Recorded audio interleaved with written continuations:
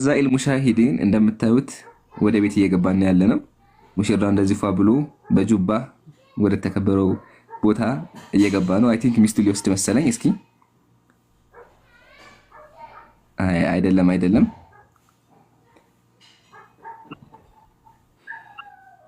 ፍየል ሊመረቅ ነው። እሺ ፍየል ሊመረቅ ተብሏል። ያው በዝርዝር መረጃ ደግሞ ወንድም ዛኪር ካለ ሂድበት።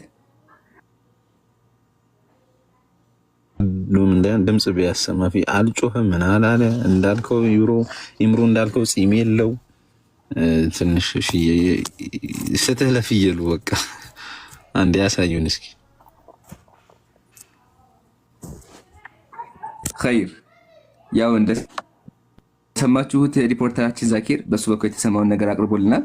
ያው በጉን እንድናየው ጥሪ ባቀርብም እንደምናየው ግን ካሜራ ላይ እየታየን ያለው ሰዎች ናቸው። በጉ እየታየ አይደለም። አዎ በጉ መጥቷል። ያው መጥቷል። ተመልካቾቻችን በጉ መጥቷል። ዛኪር በጉ መጥቷል። ድምጽ ያሰማ አንዴ ቆንጥጡት ብሏቸው የለም እኮ አንተ ምንም ድምጽ የለው ቀንድ የለው ድምጽ የለው ጺም የለው እንዴ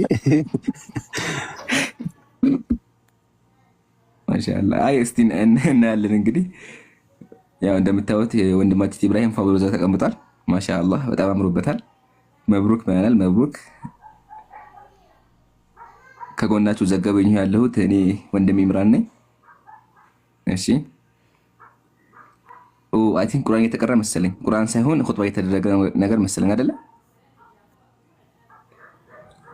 የመልስ ላይ ኹጥባ እኔ ታዲያ የሆነ ሁላቸውም ሆነ አግዘፊታቸው እንትን አለ። ተደብሩ ያስፈራል። ዛኪር አለ ተፋታኝ በአላህ እንዴ ፊታቸውን ዝቅ ሳይጉ ምን ታዲያ ምን ልበል?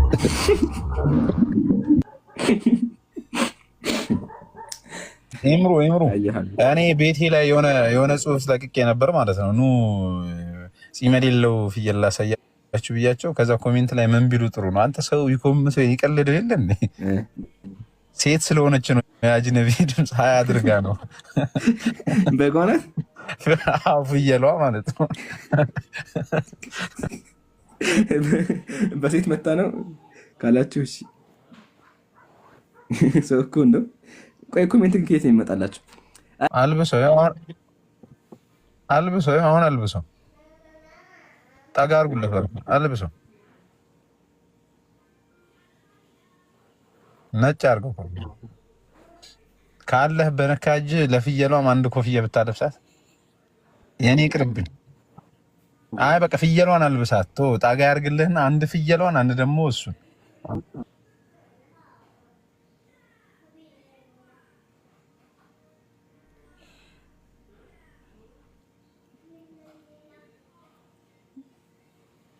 ሊሰጠው ነው። እሺ ይምሩ እየነገርኩልህ ነው። አንዴ ተቀበለው፣ ስልክ ያዘው ልጅ ተቀበለውና ወደፊት ለፊት አድርግለት። ያው ይምሩ እያደረገልህ ነው። ቆይ ጠጋ ቆይ። እሺ ጥሩ ኮፍያ አንዴ ጥሩ ኮፍያ የት ነው ያለው? አረ አላህ እንትን የሆነ ነበር እኮ ነው ኮፍያ እንዴ። እሺ አሁን አድርጉልኝ ኢብሮ ቀጣ እንደሱ ሪከርድ አድርጉልኝ ኢብሮ ቀጥ መልሰው።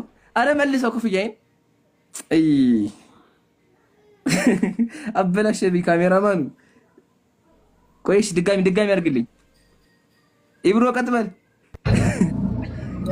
ልንገረው ሪስፔክት የዛከላ ያ አረ ኢብሮን ጥራው እኛ ጋር ይሁን። ሪስፔክት ፋ እያደረገ ነው ኢብሮ አይ እስኪ ኢብሮ አለበሳትም።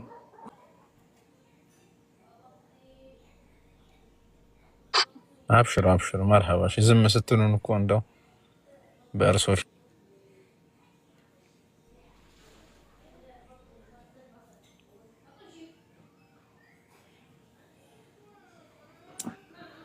በቃ ጨረስኩት። ለፍየሏ ዝም ብዬ ልብ ቅርጽ ሰጥቻለሁ። አይተኸዋል? ልብ ቅርጽ ለፍየሏ ታዲያ ምን ላድርግላት? አንተ ሰው ባለው ነው ጓደኛ ልፈልግላት ፊንገር ኤርትራ የሰጣት እንደዚህ ልብ ያላት እሱን የሰጠኋት እንዴ ለጸባዩ ነው። ጸባዩ አሸጋ አይደለ? ድምፅ አታሰማም። ስለዚህ በቃ ጀግና ናት ብዬ ሰጥተሃል። ጸባዩ ይሄ ሪከርድ ነው። ለፍየሉ ራሱ እንዴት አለ ጸባዩ ነገለጽኩላት። እስኪ የት ነው በኋላ ቀጥሉ ጀማ።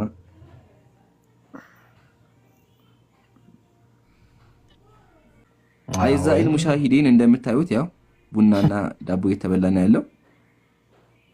ኢብሮ እንደምታዩት ፋ ብሎ ተቀምጧል። ማሻአላህ ማሻአላህ ማሻአላህ።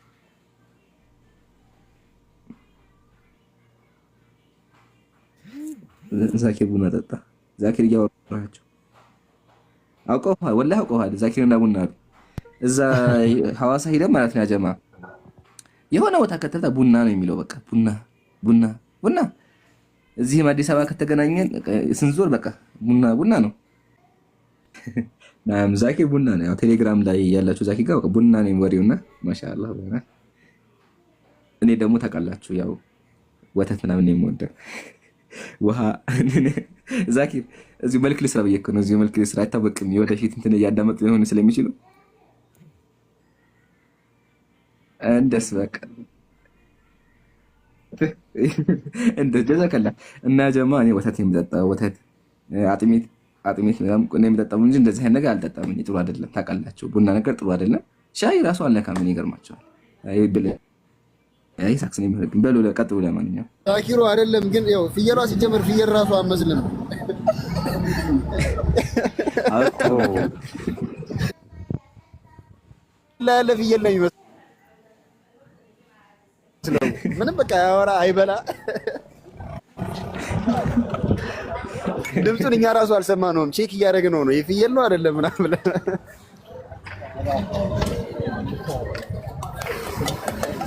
ያው እንደሰማችሁት ነው ያጀማ። በቦታው ያለ ሰው ያለውን ነገር ነግሮናል። እኛ ያዋጣነው እዚህ ጋር ያሉ ወንድሞች በሙሉ ለፍየል ነበር፣ ግን ድምፁ አልተሰማም እስካሁን። ያው ድምፁን ከሰማን ተካትለን እናሳውቃችሁ ይሆናል። አይዛኢል ሙሻሂዲን አብራችሁ ሚዩት አድርገውት ነው መሰለኝ። ፍየሉን ሚዩት አድርገውት አይደለ? ሲጀመር ኢምሩ ኤአይ ነው እንደ ፍየል ኢምራን አረ የሹ በግ ነው እየተባለ ነው። መልኩም እንኳን ሲጀመር 10,000 ብር ከእናንተ ኤአይ ነው አይደለ? 10,000 ብር ከእናንተ የወሰድነው ራሱ ማለት ነው የእህታችን ቤተሰብ እንትን እንዳይሉ ነው። ፍየል እንዲመስላቸው ሌላን እንገዛላቸው ነው ነገ አላህ ካለ እንደዛ ሳምናችሁ ነገ ገዝታችሁ ካሳያችሁ ያሁኑ ግን በቃ የፍየል ድምፅ ሰምተው እንዲታረድ ይሄ ያስማማል አይደለ? የሹ ዛኪር ይሄ ያስማማናል። ያሁኑ በግ ነው ማሻአላ። ፍየል ሌላ ጊዜ አይ ግድ የማይጮህ ፍየል አይተናናቅም እስከዛ ድረስ። ወይ በግ ነው በቃ ወይ በግ ዱዳ ነው እንደ ፍየል። አይ አንድ ጓደኛችን እስከ ሱቢ ይጠብቀዋል አለ። አዛን ሲል ድምፅ ካልሰማን በቃ ፍየል አይደለም አለ። እስከ ሱቢ እንጠብቀዋለን። አዛን ሲል የፍየሉ ድምፅን ካልሰማን በቃ የሚሆን አይደለም። ፍየልም ክትባት ያመልጠዋል ይላል። ኮሜንት ላይ አንዱ ምን አለ? ዛኪር ሰምታር ኮሜንት አነበብ እንደ ኢብሮ ጸባይተኛ ስለሆነ ነው አሉ። ነው አይደለም? ሌላ ኮሜንት አነበብ ከስር አንተ ሰው እኮ አይናገር። ፍጹም በግ ፍጹም ፍየል አይደለም እንጂ ስጋ እንትን በግ ስጋ ለብሱ በግ ፍየል ስጋ ለብሱ ከሆነ ያስኬደኛል። ለምን ያው የተገዛው ፍየል ነው ግን በግ ነው። ድምጽ የለውም ፂምም የለውም። እና ያው ግን ኮሜንት ላይ አንዱ ጸባዩ እንደ ኢብሮ ሆኖ ነው ብለዋል። ማሻአላ ጸባይተኛ ፍየል ዛሬ እንግዳ ፍየል አፈም ሰናል ዛሬ አይ ተመችታኛለች። እሺ ፍጹም በግ እስከ ሱቢ ድምፁን እየናፈቀን እየጠበቅነው ነው። እንግዲህ የሚያወጣ ከሆነ ድምፁን አፉ እንላችኋለን። ብሩላ ሊመለስ ይችላል። እናንተ ይሄ ደግሞ ሀሳብ የተነሳው ፍየሉ ድምፅ አላሰማም ከቅድም ጀምሮ። ምን ነው ፍየል ነው ወይስ በግ ነው እያልን እሱ ላይ እየተወያየን ነው። እንትን እንዳይላችሁ ማለት እንዳትወዛገቡ። ፍጹም በግ ፍጹም ፍየልና ሲባል ንጽር እንዳይመስላችሁ። ከዛ አንጻር ነው። ኢምሩ ቀጥል። ከአላህ ኡስታዝ ዛኪር በደንብ ገልጸዋል። ያው እንደምታዩት ዱዓ አድርገው ወንድም ኢብራሂም ጋር እያወሩ ይገኛሉ በቪዲዮ እንደምታዩት ማለት ነው። እኛም ደግሞ እዚህ ሞቅ ሞቅ ብለን እናንተ ጋር መብሩክ እያልን ፕሮግራሙን ያሳለፍን የምንገኘው። ጥግ ላይ የምታዩት ጥቁር የለበሱት ኡስታዝ ኢብራሂም ናቸው። ያው የመልሱ ፕሮግራም ማለት ነው። እንደምታዩቸው ፈታ ብለዋል፣ እየሳቁ ነው ያሉት። ማሻአላህ። ቀጣይ ደግሞ ማን እንደሚሆን ኢንሻአላህ እንጠብቃለን። ሁላችሁም አላህ ይዘውዳችሁ፣ አሚን በሉ። አይ ፍየሏ በቁም ነገር ስናወራ ፍየል አመስልም፣ ፍጹም ፍየል ፍጹም በግ፣ በቃ ትክክለኛ የሆነ ነገር ማለት ነው። ከመጣች 3 ሰዓቷን አስቆጠረች። 4 ሰዓት 5 ሰዓት ነው እኮ 1 ሰዓት ሲል ነው የመጡት። እንዴ ተገፍትራ አትንቀሳቀስም ፍየሏ። የሆነች ዝናብ የዘነበባት እንትን ነበር። ዛሬ በቃ ቢያልፍልን ለይን እንሰግዳለን ብለህ እንዴ ዛሬ በቃ ሳሊህ ሰው እንሆናለን ብለህ እስከ ፈጅር ነበር እንደውም እኛ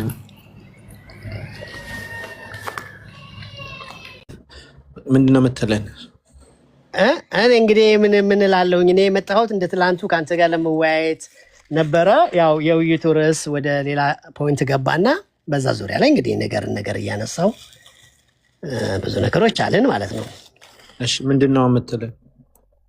እኔ ምን ሆኑ ነው የምትለን? እኔ ምን ሆኑ አልኩኝ? ያው ምን በስንት ዓመትህ ነው አንተ በድጋሚ የተወለድከው? እኔ ዳግመኛ የተወለድኩት ካደግኩ በኋላ ነው። በስንት ዓመት የተወለድክ? በቃ በ16 ዓመት አካባቢ ሆን ጌታን ስቀበል። ከዛ በፊት የነበረ ፊዳ ዓመት ነበር? ከዛ በፊት የነበረ ህይወት ምን አይነት ህይወት ነበር? በቃ ያልዳነ ህይወት፣ በቃ ምንም የሚቀበዘበዝ ህይወት፣ እንደ በጎች ትቅበዘበዙ ነበር ይላል እግዚአብሔር ቃልና ከአሁን ግን ወደ ነፍሳችሁ እረኛና ጠባቂ ተመልሳችኋል ይላልና ወደ ክርስቶስ ያኔ ስትጠመቅ ነው መንፈስ ቅዱስ የገባብህ? እንግዲህ አሁን ምንድን ነው ጌታ ኢየሱስ ክርስቶስን እንደሞተልኝ በቃ ተቀበልኩ፣ አመንኩ። ከዛ በኋላ የክርስቶስ ደቀ መዝሙር ሆንኩኝ። ከዛ በኋላ ተጠመቅኩኝ። ከዛ በኋላ ደግሞ የመንፈስ ቅዱስ ጥምቀት ጌታ ኢየሱስ አጠመቀኝ ማለት ነው።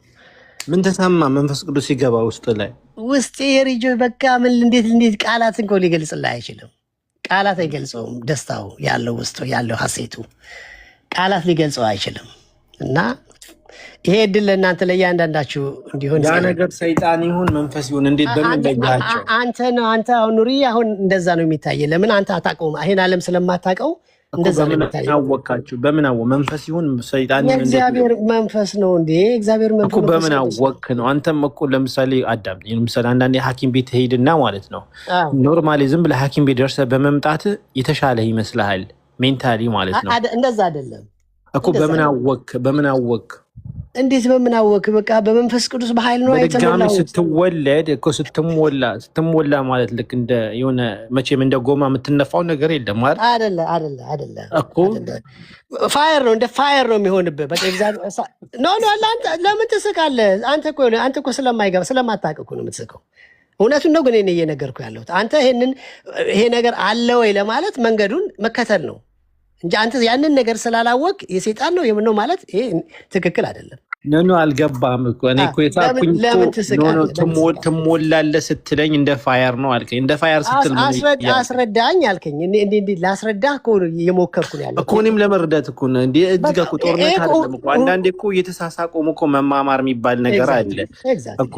እሺ ተሞላሁኝ አልክ። እንዴት ነው የተሞላው? መቼም እንደ ጎማ አይደለም ስልህ እንደ እሳት አልከኝ። በመንፈስ ቅዱስ ተሞልቻለሁ። በመንፈስ ቅዱስ ተሞልቼ በልሳን እናገራለሁኝ። አንተ አሁን ላይ ሊገባህ አይችልም። አንተ ምናልባት ቆይ ተሞላሁኝ ስትል መሞላት ማለት ነው ማለት በመንፈስ ቅዱስ ኢየሱስ ያጠምቃል። በመንፈስ ቅዱስ እሳት ያጠምቃል። ትጠመቃለህ። በቃ እሳት ማለት ይሄ የምናውቀው ይሄ የሚያቃጥለው እሳት ነው። እንደዛ ማለት አለ። መለኮታዊ ፋየር አለ። የእግዚአብሔር ፋየር እሳት መለኮታዊ ፋየር አለ። እንግዲህ እንዴት ብዬ ነው በቃል ልገልጽላችሁ? ምን ነው የሚሞላው? ለመረዳት እየሞከርኩ በአጠቃላይ ህይወትህ ይሞላል። በመንፈስ ቅዱስ እሳት ትሞላል። በልሳን ትናገራለህ። በሰማያዊ ቋንቋ ትናገራለህ። በቃ ይሄ የእሱ ያደረገ እውነት ነው። አንተ ስለማይገባ ለአንተ አይገባህም። ለምን አይገባህም እኮ? አሁን እኮ አይገባ። አሁን እኮ ሊገባኝ እየሞከርኩኝ እነዚህ ሁሉ ነገሮች በአንድ ቀን ሀፕን የሆኑ የተሞላኸውን በልሳን መናገር ጀመርክ። አንድ ሰው ክርስቲያን ጌታ ኢየሱስን ሲቀበል ኢሚዲየትሊ መንፈስ ቅዱስ ውስጡ ይኖራል። መንፈስ ቅዱስ ይኖራል። በፋየር መጠመቅ የሚባል አለ። እሱ ጌታ ኢየሱስ መጥምቁ ዮሐንስ ምን አለ? እኔ በውሃ አጠምቃችኋለሁ፣ እሱ ግን በእሳት ያጠምቃችኋል አለ። ኢየሱስን ማለት ነው። በመንፈስ ቅዱስና በእሳት ያጠምቃችኋል አለ። በቃ እሱ በመንፈስ ቅዱስና በእሳት ያጠምቃል። ዛሬም ያጠምቃል ጌታ። ቆይ ገባኝ። አሁን መጀመሪያ በድጋሚ በ16 ዓመት ተወለድክ አይደል? ዳግመኛ ተወለድኩ። እሺ። ከዛ ይዛን ደግሞ ተሞላ። ከዛ ደግሞ በመንፈስ ቅዱስ ተሞላው። እሺ። የተሞላው ምንህ ነው የተሞላው? በቃ በመንፈስ ቅዱስ ስፒሪት ነው። ቅድም ሰው ዳግመኛ ሲወለድ መንፈሳዊ ማንነት። ለምሳሌ የሰው ልጅ አሁን ሲርበው ጨጓራው ይሞላል አይደል? ሆድ የሞላ ይባላል አይደል? ኦኬ። ምንህ ነው አንተ የተሞላው? መንፈሴ። መንፈስ በምን ተሞላ? በመንፈስ ቅዱስ እሳት። በመንፈስ ቅዱስ እሳት። ማን ነው የሞላው? ኢየሱስ። ለምን ብሎ ሞላው? በቃ እንሞላለና በመንፈስ ልጆቹ ስለሆነ ነው የምንሞላው እኮ። ለምን ሞላው? ምን ሊያረግልህ አንተ ሞልታ? በመንፈስ ቅዱስ ስትሞላ የእግዚአብሔር መንግስት ወንጌል ትሰብካለህ፣ ትናገራለህ፣ ስለ ክርስቶስ ደህንነት ትናገራለህ። ብዙ ነገር በህይወት ውስጥ የሚሆኑ ነገሮች የሞላ እንድድን የሞላ ወይስ እንድታስተምር ነው የሞላ? ድነህ ነው የምትሞላው እኮ ገብቶኛል። አንተ የተሞላው ፐርፐዙ እንድታስተምር ነው። በሰዓት መንፈስ ቅዱስ የሞላ በተለያየ አይነት የተለያየ አይነት ነገር አለ። ለአንተ አሁን ቢነገርህ ብዙ ላይገባህ ይችላል፣ ግን እውነት ነው እኮ እየነገርከኝ እኮ ነው። አሁን ውሸት ነው እውነት ነው እኮ አላልኩም። በቃ መኑና ተሞሉ። በቃ ምንድነው ይሄ? እኮ በጣም ሲምሩ መጀመሪያ አንተ ላይ ነው አንድ ነገር እኮ የሆነ መድኃኒት እኮ ተሰርቶ እኮ ባይጥ እኮ ነው ሙከራ የሚደረገው አይደል? ያ ነገር ደግሞ ጥሩ ከሆነ ለሰው ይወጋል አይደል? ስለዚህ አንተ አሁን የተሞላው በመንፈስ ተሞልታል። ማነው የሞላህ? ኢየሱስ ክርስቶስ ብለኛል አይደል? ለምን ዓላማ ነው የሞላህ? በሰዓት ለምንድን ነው የሞላህ? ምን ልታረግ ነው የሞላህ? በመንፈስ ቅዱስ የሞላኝ አንደኛ ወንጌል እሰብካለሁ፣ እንደዚህ ወንጌል እናገራለሁ፣ ስለ ክርስቶስ አዳኝነት እናገራለሁ። እንደገና ኃይል አለኝ፣ መንፈሳዊ ኃይል፣ የዲመንስን የሰይጣን ኃይላት እመታበታለሁ። በኢየሱስ ክርስቶስም ስል ሰይጣናት ይበራሉ፣ በቃ ይቀልጣሉ በኢየሱስ ክርስቶስም ስል።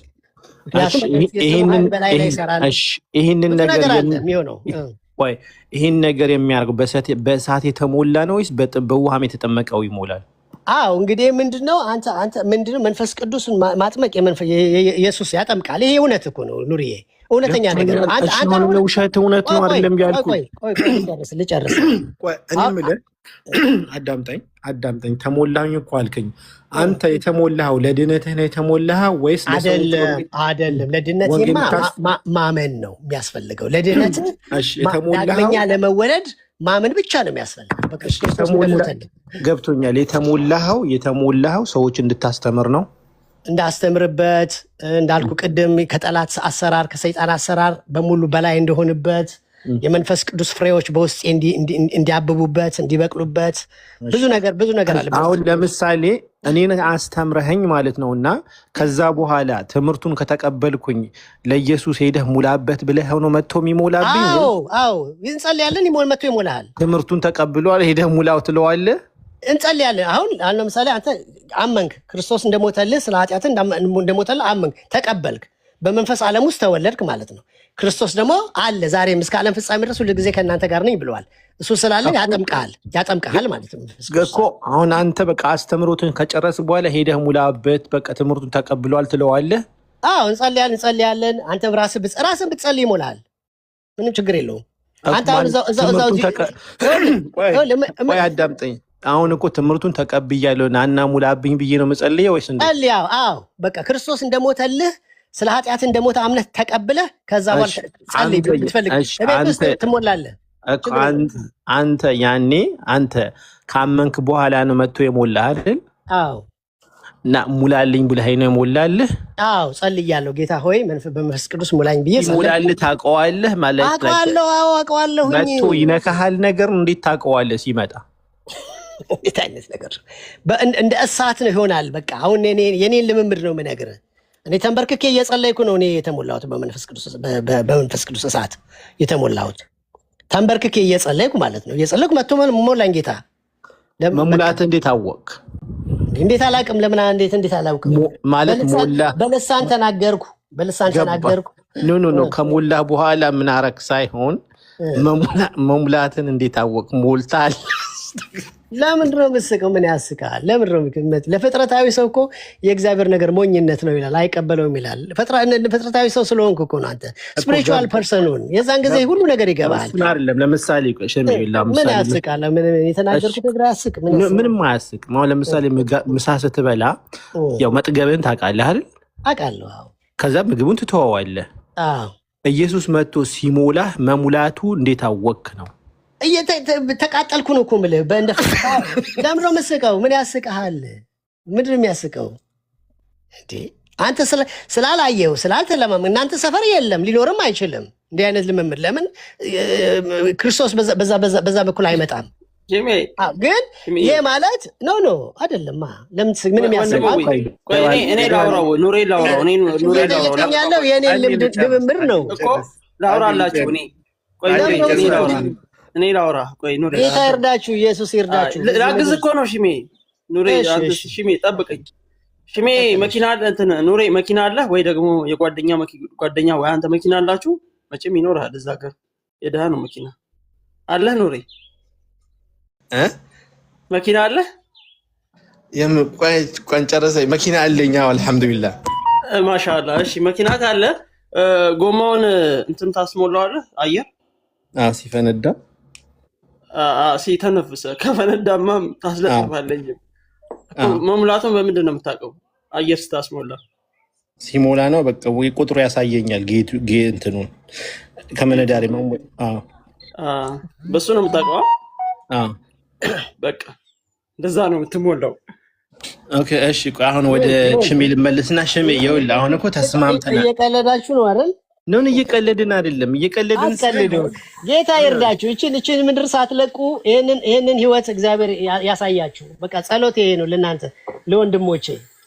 እየቀለድን ሳይሆን እንደዚህ እንደባከናችሁ እውነት ጌታ ይርዳችሁ። እየቀለድን ሳይሆን አሁን እኮ አንተ እየነገርከኝ ያለው የራስ ላይፍ ኤክስፒሪየንስ እኮ እየነገርከኝ ያለው ስለጠየከኝ ነው የግልህ እንዴ እኮ። ስለዚህ አሁን አንተ ላይ ጥሩ ነገር ማግኘት እንችላለን። ምክንያቱም አንተ ላይ ኦልሬዲ ሃፕን የሆነ ነገር ነው የምትነግረን እንጂ ሃፕን የሚሆን ነገር ሳይሆን የሆነ ነገር ነው እየነገርከን ያለው። ስለዚህ ተሞልቻለሁ፣ በሳት ተሞልቻለሁ ስትል መሙላትን እንዴት አወቅ ነው የኔ ጥያቄ። በመሃል ደባልቅ ያቋርጠኝ እንጂ ኑሬ ወይ እናንተ ገፋ አረ አብዱ ለራኔና ሳንሳይና ኑሬ ምንም ከፋር እንዴ ምን ነው? አረ ምንም ችግር የለም። የሆነ እውነት ነው። ግን ከዛም ይልቅ ደግሞ ማነው ሐዋርያት ሥራ ምዕራፍ 2 ላይ ደግሞ ታነባለህ በስፋት ተጽፏል እኮ። ገባኝ እኮ መሙላትን እንዴት አወቅ እኮ ነው። ይሄን መልስልኝና ከዛ ወደ ሌላ ጥያቄ እንሄዳለን። ሽሜ በልሳን ተናገርኩኝ ነው እኮ የምልህ። ስለዚህ አንድ ሰው ልሳን ወዲያውም አልተናገርኩም አልከኝ። የዛን ቀን ነው እንዴ? በዛም ቀን በተሞላሁበት ጊዜ መንፈስ ቅዱስ ልሳን ተናገርኩ። ስለዚህ አንድ ሰው መናገር እስከሚጀምር ድረስ አልተሞላም ማለት ነው። ገና በመሙላት ማለት አይደለም። አሁን አንዳንዴ ኢሚዲየትሊ እንደተሞላ የምትናገርበት ሁኔታ አለ። አንዳንድ ጊዜ ደግሞ ቆይቶ ልሳን የምትናገርበት ጊዜ ግን መንፈስ ቅዱስ ተሞልተሃል። ያ የተሞላው ነገር እስከ መጨረሻው ድረስ አይጎልም ወይስ በየጊዜ መተህ ትሞላለህ? በየስንት ጊዜ በየወሩ ጂሰስ ኢዝ ሊቪንግ ጋድ እኮ አባቴ እኮ በስንት ጊዜ መጥቶ ይሞላሃል? አሁን እኮ እየጠየቅኩ እዛው ቤት ጸልይ በቃ ብሉ ኑርዬ እኮ በስንት ጊዜ መጥቶ ይሞላሃል? አት ኤኒ ታይም በምትፈልገው ሙላኝ ስትለው ግን በአንተ ፍቃድ ሳይሆን በሱ ፍቃድ እየመጣ ይሞላሃል። ሲሞላህ ሁሌ በሞላህ ጊዜ ያቃጥልሃል? ኦፍኮርስ ዋይ ኖት። በጣም በፓወር ነው የምትሞላው። ምንህ ነው የሚያቃጥል? ምንህ ነው የሚያቃጥል? ሰውነት ሙሉ ለምንድን ነው እንደዚህ? እንደ እኮ እውነተኛ ነገር ነው የምነግራችሁ። እውነት ነው እኮ ምንህ ነው የሚያቃጥል? አሁን እዚህ ጋር ወደ መደምደሚያው እንምጣ። ኢየሱስ ሕያው ነው፣ ዛሬም አለ እኮ። ችግር ለዛም እኮ ነው የሚሞላ። እነሆ እስከ ዓለም ፍጻሜ ድረስ ሁል ጊዜ ከእናንተ ጋር ነኝ ያለው ጌታ ዛሬም አለ፣ ከኑርዬም ጋር አለ። ሁለታችሁ የተላለፋችሁት ምንድን ነው? ያ የተሰራልህን ስራ የሚስላረክ ብቻ ነው። በቃ ቅርብ ነው በጣም ጌታ እና በቃ እሱን እንትን በሉ። እዛው በራሳችሁ ዓለም ውስጥ በእስልምና ዓለም ውስጥ ታዩታላችሁ። ክንዱን ይገለጣል። አዎ እና ይሄ ነው በቃ በዚሁ እንጨርስ። አቤት ቀን በቀን እንደ አዲስ ሁሌ ሲጎል ይሞላል እያለ ነው። ይሞላል። ይሞላሻል። መንፈስ ቅዱስ ይሞላልሽ አይደለም። ለምሳሌ አንድ ሰው እናንተ ተሞሉ ያልከው እነሱ ስላልገባቸው ነው። ልሳንን ተናገርኩ ነው። ልሳን የተናገረው ሁሉ ከመንፈስ ቅዱስ ነው? አይ አይደለም። በስፒሪት ዓለም ሁለት አይነት ስፒሪት አለ። ቅድም እንዳሉት እኮ የሰይጣንም ዓለም ይሰራል። ይሄ እንትን አይደለም። ግን እኔ ስለ እግዚአብሔር ስለ እውነተኛው ዓለም ነው እየነገርኳቸው ያለሁት። ስለ እውነተኛው ዓለም ታዲያ ከእግዚአብሔር መሆኑ በምን ታረጋግጣለህ? ለምሳሌ አሁን እሱ እኮ ሲጠይቅ አንዳንዴ አዳምጠህ መመለስ አለብን ብለህ ምንድን ነው መንፈስ ቅዱስ ለሰው አንዴ ነው የሚሰጠው። ኑሬ ደግሞ ምን አለ? ቀን በቀን እንሞላለን ሲል ቀን በቀን እንሞላለን፣ ሲጎል ሲል ሲጎል። በጸለሽ ቁጥር ፓወር ነው የእግዚአብሔር መንፈስ ይመጣል ወደ ህይወትሽ። አይደለም እንደ አዲስ ነው፣ እንደ አዲስ አይደለም። ትሞየ መሞላት በሚኖርብሽ ታይም ሁሉ ይሞላሻል። ጌታ ይሞላል፣ ሁሉ ጊዜ ይሞላሻል። በቃ ይሄ እንግዲህ የፈጣሪ አሰራር ነው። ምን እናርግሽ እንዴ? እናንተ አሁን ይሄን ስላልተለማመዳችሁ ስላላወቃችሁ ስህተት ነው ማለት ነው እንዴ? አይደለም፣ እንደዛ ማለት አይደለም። እና ጌታ ግን ይርዳችሁ ወደዚህ ዓለም እንድትመጡ። ዘለም መንፈስ ቅዱስ ለሄድ ቃሉ ለነሱ ኦኬ ሙስሊም ናቸው። አንድ ሰው ወንጌል ስትመሰክር መጀመሪያ እንደ ኑሬ እኮ የጠየቀኝ እኮ ለስላሴ በደንብ አድርገህ ታስረዳና ስለስላሴ በደንብ አድርገህ ታስረዳና ታስተምርና ከዛ ደግሞ መዳን በሌላ በማንም የለም እንደሚለው ሐዋርያት 14 ላይ እሱ ታብራራና ነው። ከዛ ደግሞ አንድ ሰው አምኖ ከተጠመቀ በኋላ ነው ደግሞ ሆሊ ስፒሪት ሊቀበል የሚችለው። ይሄን ነገር ደግሞ ምንድነው ተረጋግተህ በማስረዳት ነው። ስለዚህ ትክክል። አሁን ለእነሱ ምንድነው በደንብ ይሉበት። በቃ እኔ አሁን ለእነሱ ምንድነው ለወንድሞቼ እጸልይላቸዋለሁ። በቃ እውነት ከልቤ እጸልያለሁ። ጌታ ወደዚህ ህይወት እንዲያመጣላቸው እጸልያለሁ። ከዛ ውጭ ምንም ልረዳቸው አልችልም። እና የታመመ ሰው ካለ ማለት ነው ሽሜ፣ ለምሳሌ እብዶች ሊሆኑ ይችላሉ፣ ህፃናት፣ እነሱ እንዲሞላላቸው ፈለግንና ዲሊቨሪ ይኖራል ይዘን ማለት የካብ አድርገን እነሱ ጋር መውሰድ እንችላለን። ያው ምን እንዲጸልይላቸው ቴካዌም አለ። ቴካዌም ምን ማለት ነው? ግልጽ አድርገው እስኪ። ቀሉን ተውና ትክክለኛ ነገር እናውራ። ምንድን ነው የፈለከው? ለምሳሌ መምጣት የማይችሉ በራሳቸው መዳን የማይችሉ ሰዎች እኛ እነሱ እንዲድኑ ከፈለግን ይዛቸዋቸው ሂዱ። ቀጠና 2 ሙሉ ወንጌል ሂዱ። ቅዳሜ ይጸልያል። ቀጠና 2 ሙሉ ወንጌል ቤተክርስቲያን እዛ ኢትዮጵያ እኮ ናቸው። ይጸልዩላቸዋል። ብዙ ሙስሊሞች ይመጣሉ እኮ ከአጋንንት ከተለያየ ስራት ይፈታሉ። እውነቴን ነው የምልህ። ለእኛ እኮ አይደለም እኛ መሄድ ለምንችለውማ ችግር የለውም። ይዛቸዋቸው ነው እኮ ይዛቸው። በሽተኞች ካሉ የተለያየ ችግር ያለባቸው ሰዎች ካሉ ውሰዷቸው። ጌታ ይፈውሳቸዋል። ምንም ችግር የለም። ክንዱ ሰፊ ናት የጌታ። እና ይሄ እውነት ነው። እውነተኛ ነገር እኮ ነው የምንነግራችሁ እኛ። አሁን እሱ ሙቤ ባነሳው ላይ እንደው ጌታ ይባርክ ሙቤ። በጣም እኮ የሚገርም መገለጥ ነው። እኔ አንድ ነገር አለኝ። ለምሳሌ በፕሮቴስታንት አሁን እነዚህ ኦቲዝም ያለባቸው አንድ ሰው ካመነ ነው የሚድነው። ኦኬ ራሳቸውን የማያውቁ ኦቲዝም የአእምሮ እድገት ችግር ያለባቸው ለምሳሌ በእናንተ ቤተክርስቲያን እነሱ ምንድን ነው ድነዋል ለሚባለው? ለምን ቃሉን እንትን ስለማይሉ ራሳቸውን ስለማያውቁ እነሱ በእናንተ እይታ እንዴት ናቸው? ምን ለመጠመቅ ማመን ስላለባቸው እነሱ እንግዲህ ምንም ነገር እኮ ማድረግ የሚችሉበት ሁኔታ የለም። ይድናሉ። ስለ እነሱ ደህንነት የማውቀው ነገር የለም። አሁን እንደዚህ አይነት ጥያቄ በምን አውቃለሁኝ? እኔ ማለት ሰው ለመዳን በክርስቶስ ማመን አለበት። ክርስቶስ በወንጌል ነው ሰው የሚድነው። ሰው መስማትም እምነት ከመስማት መስማትም በእግዚአብሔር ቃል ነው ይላል። ስለዚህ ሰምተን ከዛ በኋላ ወስነን ነው ምንድነው። እንደዚህ አይነት ልጆች ያላቸው ወላጆች እሺ ልጆቻቸው በቃ ሄዱ ነው ገሃነም ሲኦል የሚገቡት?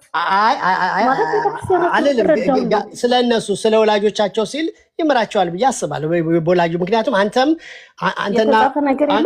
አንተና ሐዋርያት ሥራ ውስጥ እንደዚህ አይነት ቃል አለ መሰለኝ። አንተና ቤተሰቦችም ትድናላችሁ የሚለው ቃል አለ። ግን በወላጆቹ እምነት ማለት ነው እንደዛ አይነት ነገር አለ። እና ዋናው በክርስቶስ ማመን ነው። በክርስቶስ ኢየሱስ ስለ ኃጢአታችን መስቀል መሞት ማመን እኮ ማወቅ አለባቸው አይደለ? ልክ ነው። አሁን ይሄ የእናንተ ስለዚህ ፕሮቴስታንት አሁን የእናንተ ሁሉን ነቀፍ አይደለም፣ ለጤነኛ ሰው ብቻ የሚሆን እምነት ነው ማለት ነው። የአእምሮ እድገት ዝግመት ያለባቸው ራሳቸውን የማያውቁ እሱማ ጆሮ ማይሰሙ ደንቆሮችም ሁሉ አሉ። ግን አሁን ምንድነው እኛ የምናደርገው? በመጀመሪያ እነሱ ይፈወሳሉ፣ ይጸለይላቸዋል። ሲጸለይላቸው ቅድም ያልኩሽ አንዱ የመንፈስ ቅዱስ ስራ ምንድነው? ዴሊቨርድ ይሆናሉ፣ ነፃ ይወጣሉ። ከተያዙበት የአጋንንት ስርዓት፣ በሽታ፣ ደዌ ምናምን ይፈወሳሉ፣ ይድናሉ። አይ አሉ ቸርች በፊት ሲሄድ እንኳን መቸው አሉ። አንቺ አሁን አትሄጂም ቸርች አትሄጂም አሁን? እኔ አልሄድም። እኔ እግዚአብሔር ይመስገን አሁን ድኛለሁ። እኔ አልሄድም። አሁን ምን ሆነሽ? ሙስሊም ሆንሽ? ኧረ እባክህ አንገቴ ላይ መስቀል እያየሁ እኔ እኮ እናንተ ቤት አይቼ ሙስሊም ሁሉ ብያለሁ። አይደለም ሙስሊም አይደለሁም፣ ግን በፕሮቴስታንት ሙሉ ወንጌል አሁን እሷ ሙሉ ወንጌል ቸርች የሚመጡት እንደዚህ አይነት ልጆችን ምን ብላ ነው የምትቀበለው? ለምን ብዙ ቤት እንደዚህ አይነት ነገር ይኖራል። እንግዲህ የሚደረገው ምንድነው? አሁን ወደ ቸርች ሲመጡ ይጸለይላቸዋል፣ ዴሊቨርድ ይሆናሉ። ብዙዎቹ ነፃ ይወጣሉ ከተለያየ ስርዓት ማለት ነው። ከዛ በኋላ የእግዚአብሔር መንግስት ወንጌል ይነገራቸዋል። ሁሉም ይፈወሳሉ ማለት አይደለም። ያልተፈወሱ ግን ያሉ ምንድነው? አሁን ለእነሱ ምንድነው የእናንተ አስተምሮት? ለእነሱ እንግዲህ ጌታ እግዚአብሔር እንግዲህ እነሱ ያድናቸዋል ብዬ አስባለሁ። ምክንያቱም እግዚአብሔር ሩህሩህ አምላክ ነው፣ ቸር አምላክ ነው። በቸርነቱ የማያቸው አሉ። ለምሳሌ ጆሯቸው ማይሰማ ደንቆሮች ሆኖ የሞቱ አሉ። ብዙ ሰዎች ብዙ የተለያየ አይነት የሰው ችግር ያለበት ሰው አለ። እሱን እንግዲህ እግዚአብሔር እሱ በራሱ እንትን ጆሮቸው ከማይሰማ ጋር አይገናኝም። ምክንያቱም የማይሰማ በጽሁፍ ሊረዳ ስለሚችል እንደዚህ ብለህ እንትን አትበል። ግን አይ ኖ እምልሽ እኔ ለምሳሌ በኦርቶዶክስ ስትመጣ በዓለም ላይ ብዙ ነገር አለ። በዓለም ላይ ብዙ ነገር ይኖራል። በዓለም ላይ ብዙ ነገር ይኖራል። ብዙ የሰው ልጅ እኮ ብዙ አይነት ነገር ይገጥመዋል። ሰው ብዙ ነገር የሚሆነው ነገር አለ ሁሉ። ግን ምንድነው ፖይንቱ? ሰው ያለ ክርስቶስ እምነት ሰው አይድንም።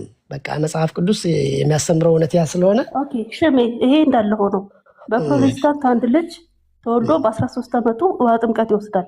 የውሃ ጥምቀት እስከሚወስድ ድረስ ይድናል አይድንም? ድኗል ነው የሚባለው፣ አልዳነም ነው? የክርስቲያን ቤተሰብ ልጅ ይባላል። እንግዲህ ህፃናት ሊድኑ ይችላሉ ብለን ነው የምናምነው። ለምንድን ነው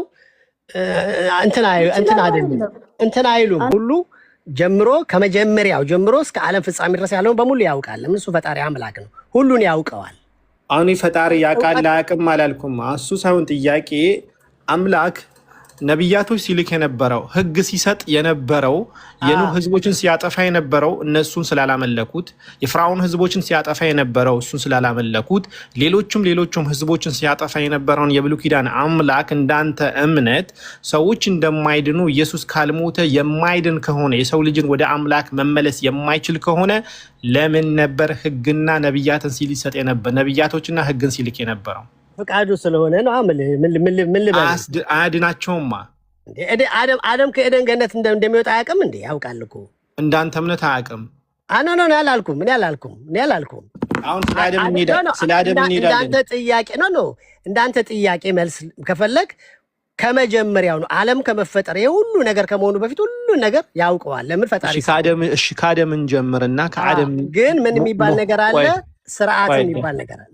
ቆይ ከአደምን ጀምርና አደምን ከገነት ባያስወጣን ኖሮ የሰው ልጆች ገነት ይሆኑ ነበር ብለህ ታምናለህ? እሱ በቀደም ለታ ተወያይተንበታል። አሁን የትላንቱን እንትን እንጨርስ፣ ወደ ትላንቱ መስመር እንግባ። አይኔ አላወራም፣ ሌሎቻችሁ አውሩ። አንደጋግመው ስንደጋግመው እንትን ይላል። ሁሉ ጊዜ እዛ ላይ ሆነ እኮ በቀደም ስላነሳ ነው ማለት ነው። አሁን ትላንት ቆንጆ እሺ ነው ያነሳ ነው፣ ስለ እስማኤልና ስለ አይዛክ ለማየት መሞከራችን ጥሩ ነው። ዛሬ ደግሞ ከፈለግ አሁን ስለ ነቢያቶች ማንሳት እንችላለን። ስለ ነቢያቶች ምናምን አሁን አንተ ላይ የሚጠቅምህ ማለት ነው በእኛና በእናንተ መካከል ስላለ ልዩነት። ለምሳሌ ከመጀመሪያው ስንጀምር ያስተምሮቱ በፊት ያስተምሮቱ ጠንሳሽን ማወቅ ያስፈልገናል አይደል? እኛ ሙስሊሞች አንድ አምላክን እሱን ብቻ እናመልካለን። በዚህ ትቃረኑናላችሁ? እኛም አንድ አምላክን ነው የምናመልከው። ከኛ ጋር አንድ ናችሁ። እኛ አንድ አምላክን ብቻ እንደምናመልክ ታውቃለህ። መጀመሪያ ያው ትላላችሁ እንደምትሉ አውቃለሁ። አንድ አምላክ እናመልካለን እንደምትሉ አውቃለሁ። እኛም እንደዛ ነው የምንለው። ከኛ በምንድን ነው ሶስት አምላክ እናመልካለን አንልም። እኛ አንድ አምላክ እናመልካለን፣ እናንተም አንድ አምላክ። እኛም አንድ አምላክ ነው የምናመልከው የምንለው። አንድ አምላክ ነው የምናመልከው። ምንድነው ስህተታችን? የምን ምንድነው ስህተታችን? እናንተ ይሄ የሚመለክበትን መንገዱን አላወቃችሁም። ወደ አብ ወደ ፈጣሪ የሚመጣበትን መንገድ መንገዱ ጋር እንመጣለን። ሚስ አድርጋችሁታል። መንገዱ ጋር እንመጣለን። ያንን አንዱን አምላክ እያመለክን ነው አይደለም? እኔ አሁን እንደዚህ ነፃነት ከፈቀድክልኝ አይደለም። የቀረን አምላክ አለ ነው? አይ አንዱን አምላክ አንተ ለጠየቀኝ ጥያቄ መልስ ከሆነ የምትፈልገው ከኔ አይደለም። እኔ የምታመልኩት ትክክለኛውን አምላክ ነው ብዬ አላምንም። እሺ ሽሜ፣ አሁን አንተ ኒውትራል ሁን። እሺ ምንም አምላክን አታውቅም፣ ገና ሃይማኖት የለህም። አንድ አምላክ ለማምለክ ስትፈልግ በአካል አንድ የሆነው ነው የሚመጣልህ፣ በአካል ሶስት የሆነው ሳትማር ማንም አንድ አምላክ ነው። ጋድ ኢዝ ስፒሪት፣ ጋድ ኢዝ እግዚአብሔር መንፈስ ነው። የሚሰግዱለትን በእውነትና መንፈስ ሊሰግዱለት ያስፈልጋቸዋል። መንፈስ የሆነ አምላክ ነው ማመልከው፣ አንድ አምላክ ማለት ነው። ገብቶኛል። በአካል አንድ በመለኮት አንድ የሆነ አምላክ ነው የሚመጣልህ ወይስ በአካል ሶስት በመለኮት አንድ የሆነ ምንም ሳትማር ማንም ሳይነግርህ በፊት ማለት ነው? ኒውትራል ሆነህ ቁምና አምላክን አንድ አምላክ አምልክ ስትባል አንድ አካል አንድ መለኮት ነው ትዝ የሚልህ ወይስ ሶስት አካል አንድ መለኮት? አንድ አምላክ አንድ መለኮት ነው። ለምን ስፒሪት ነው አልኩ እኮ።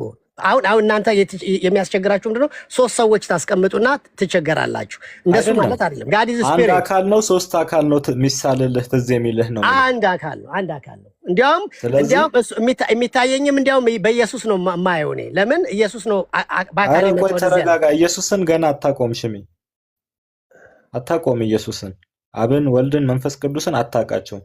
አንድ አምላክ ለማምለክ ጥረት እያደረክ ነው።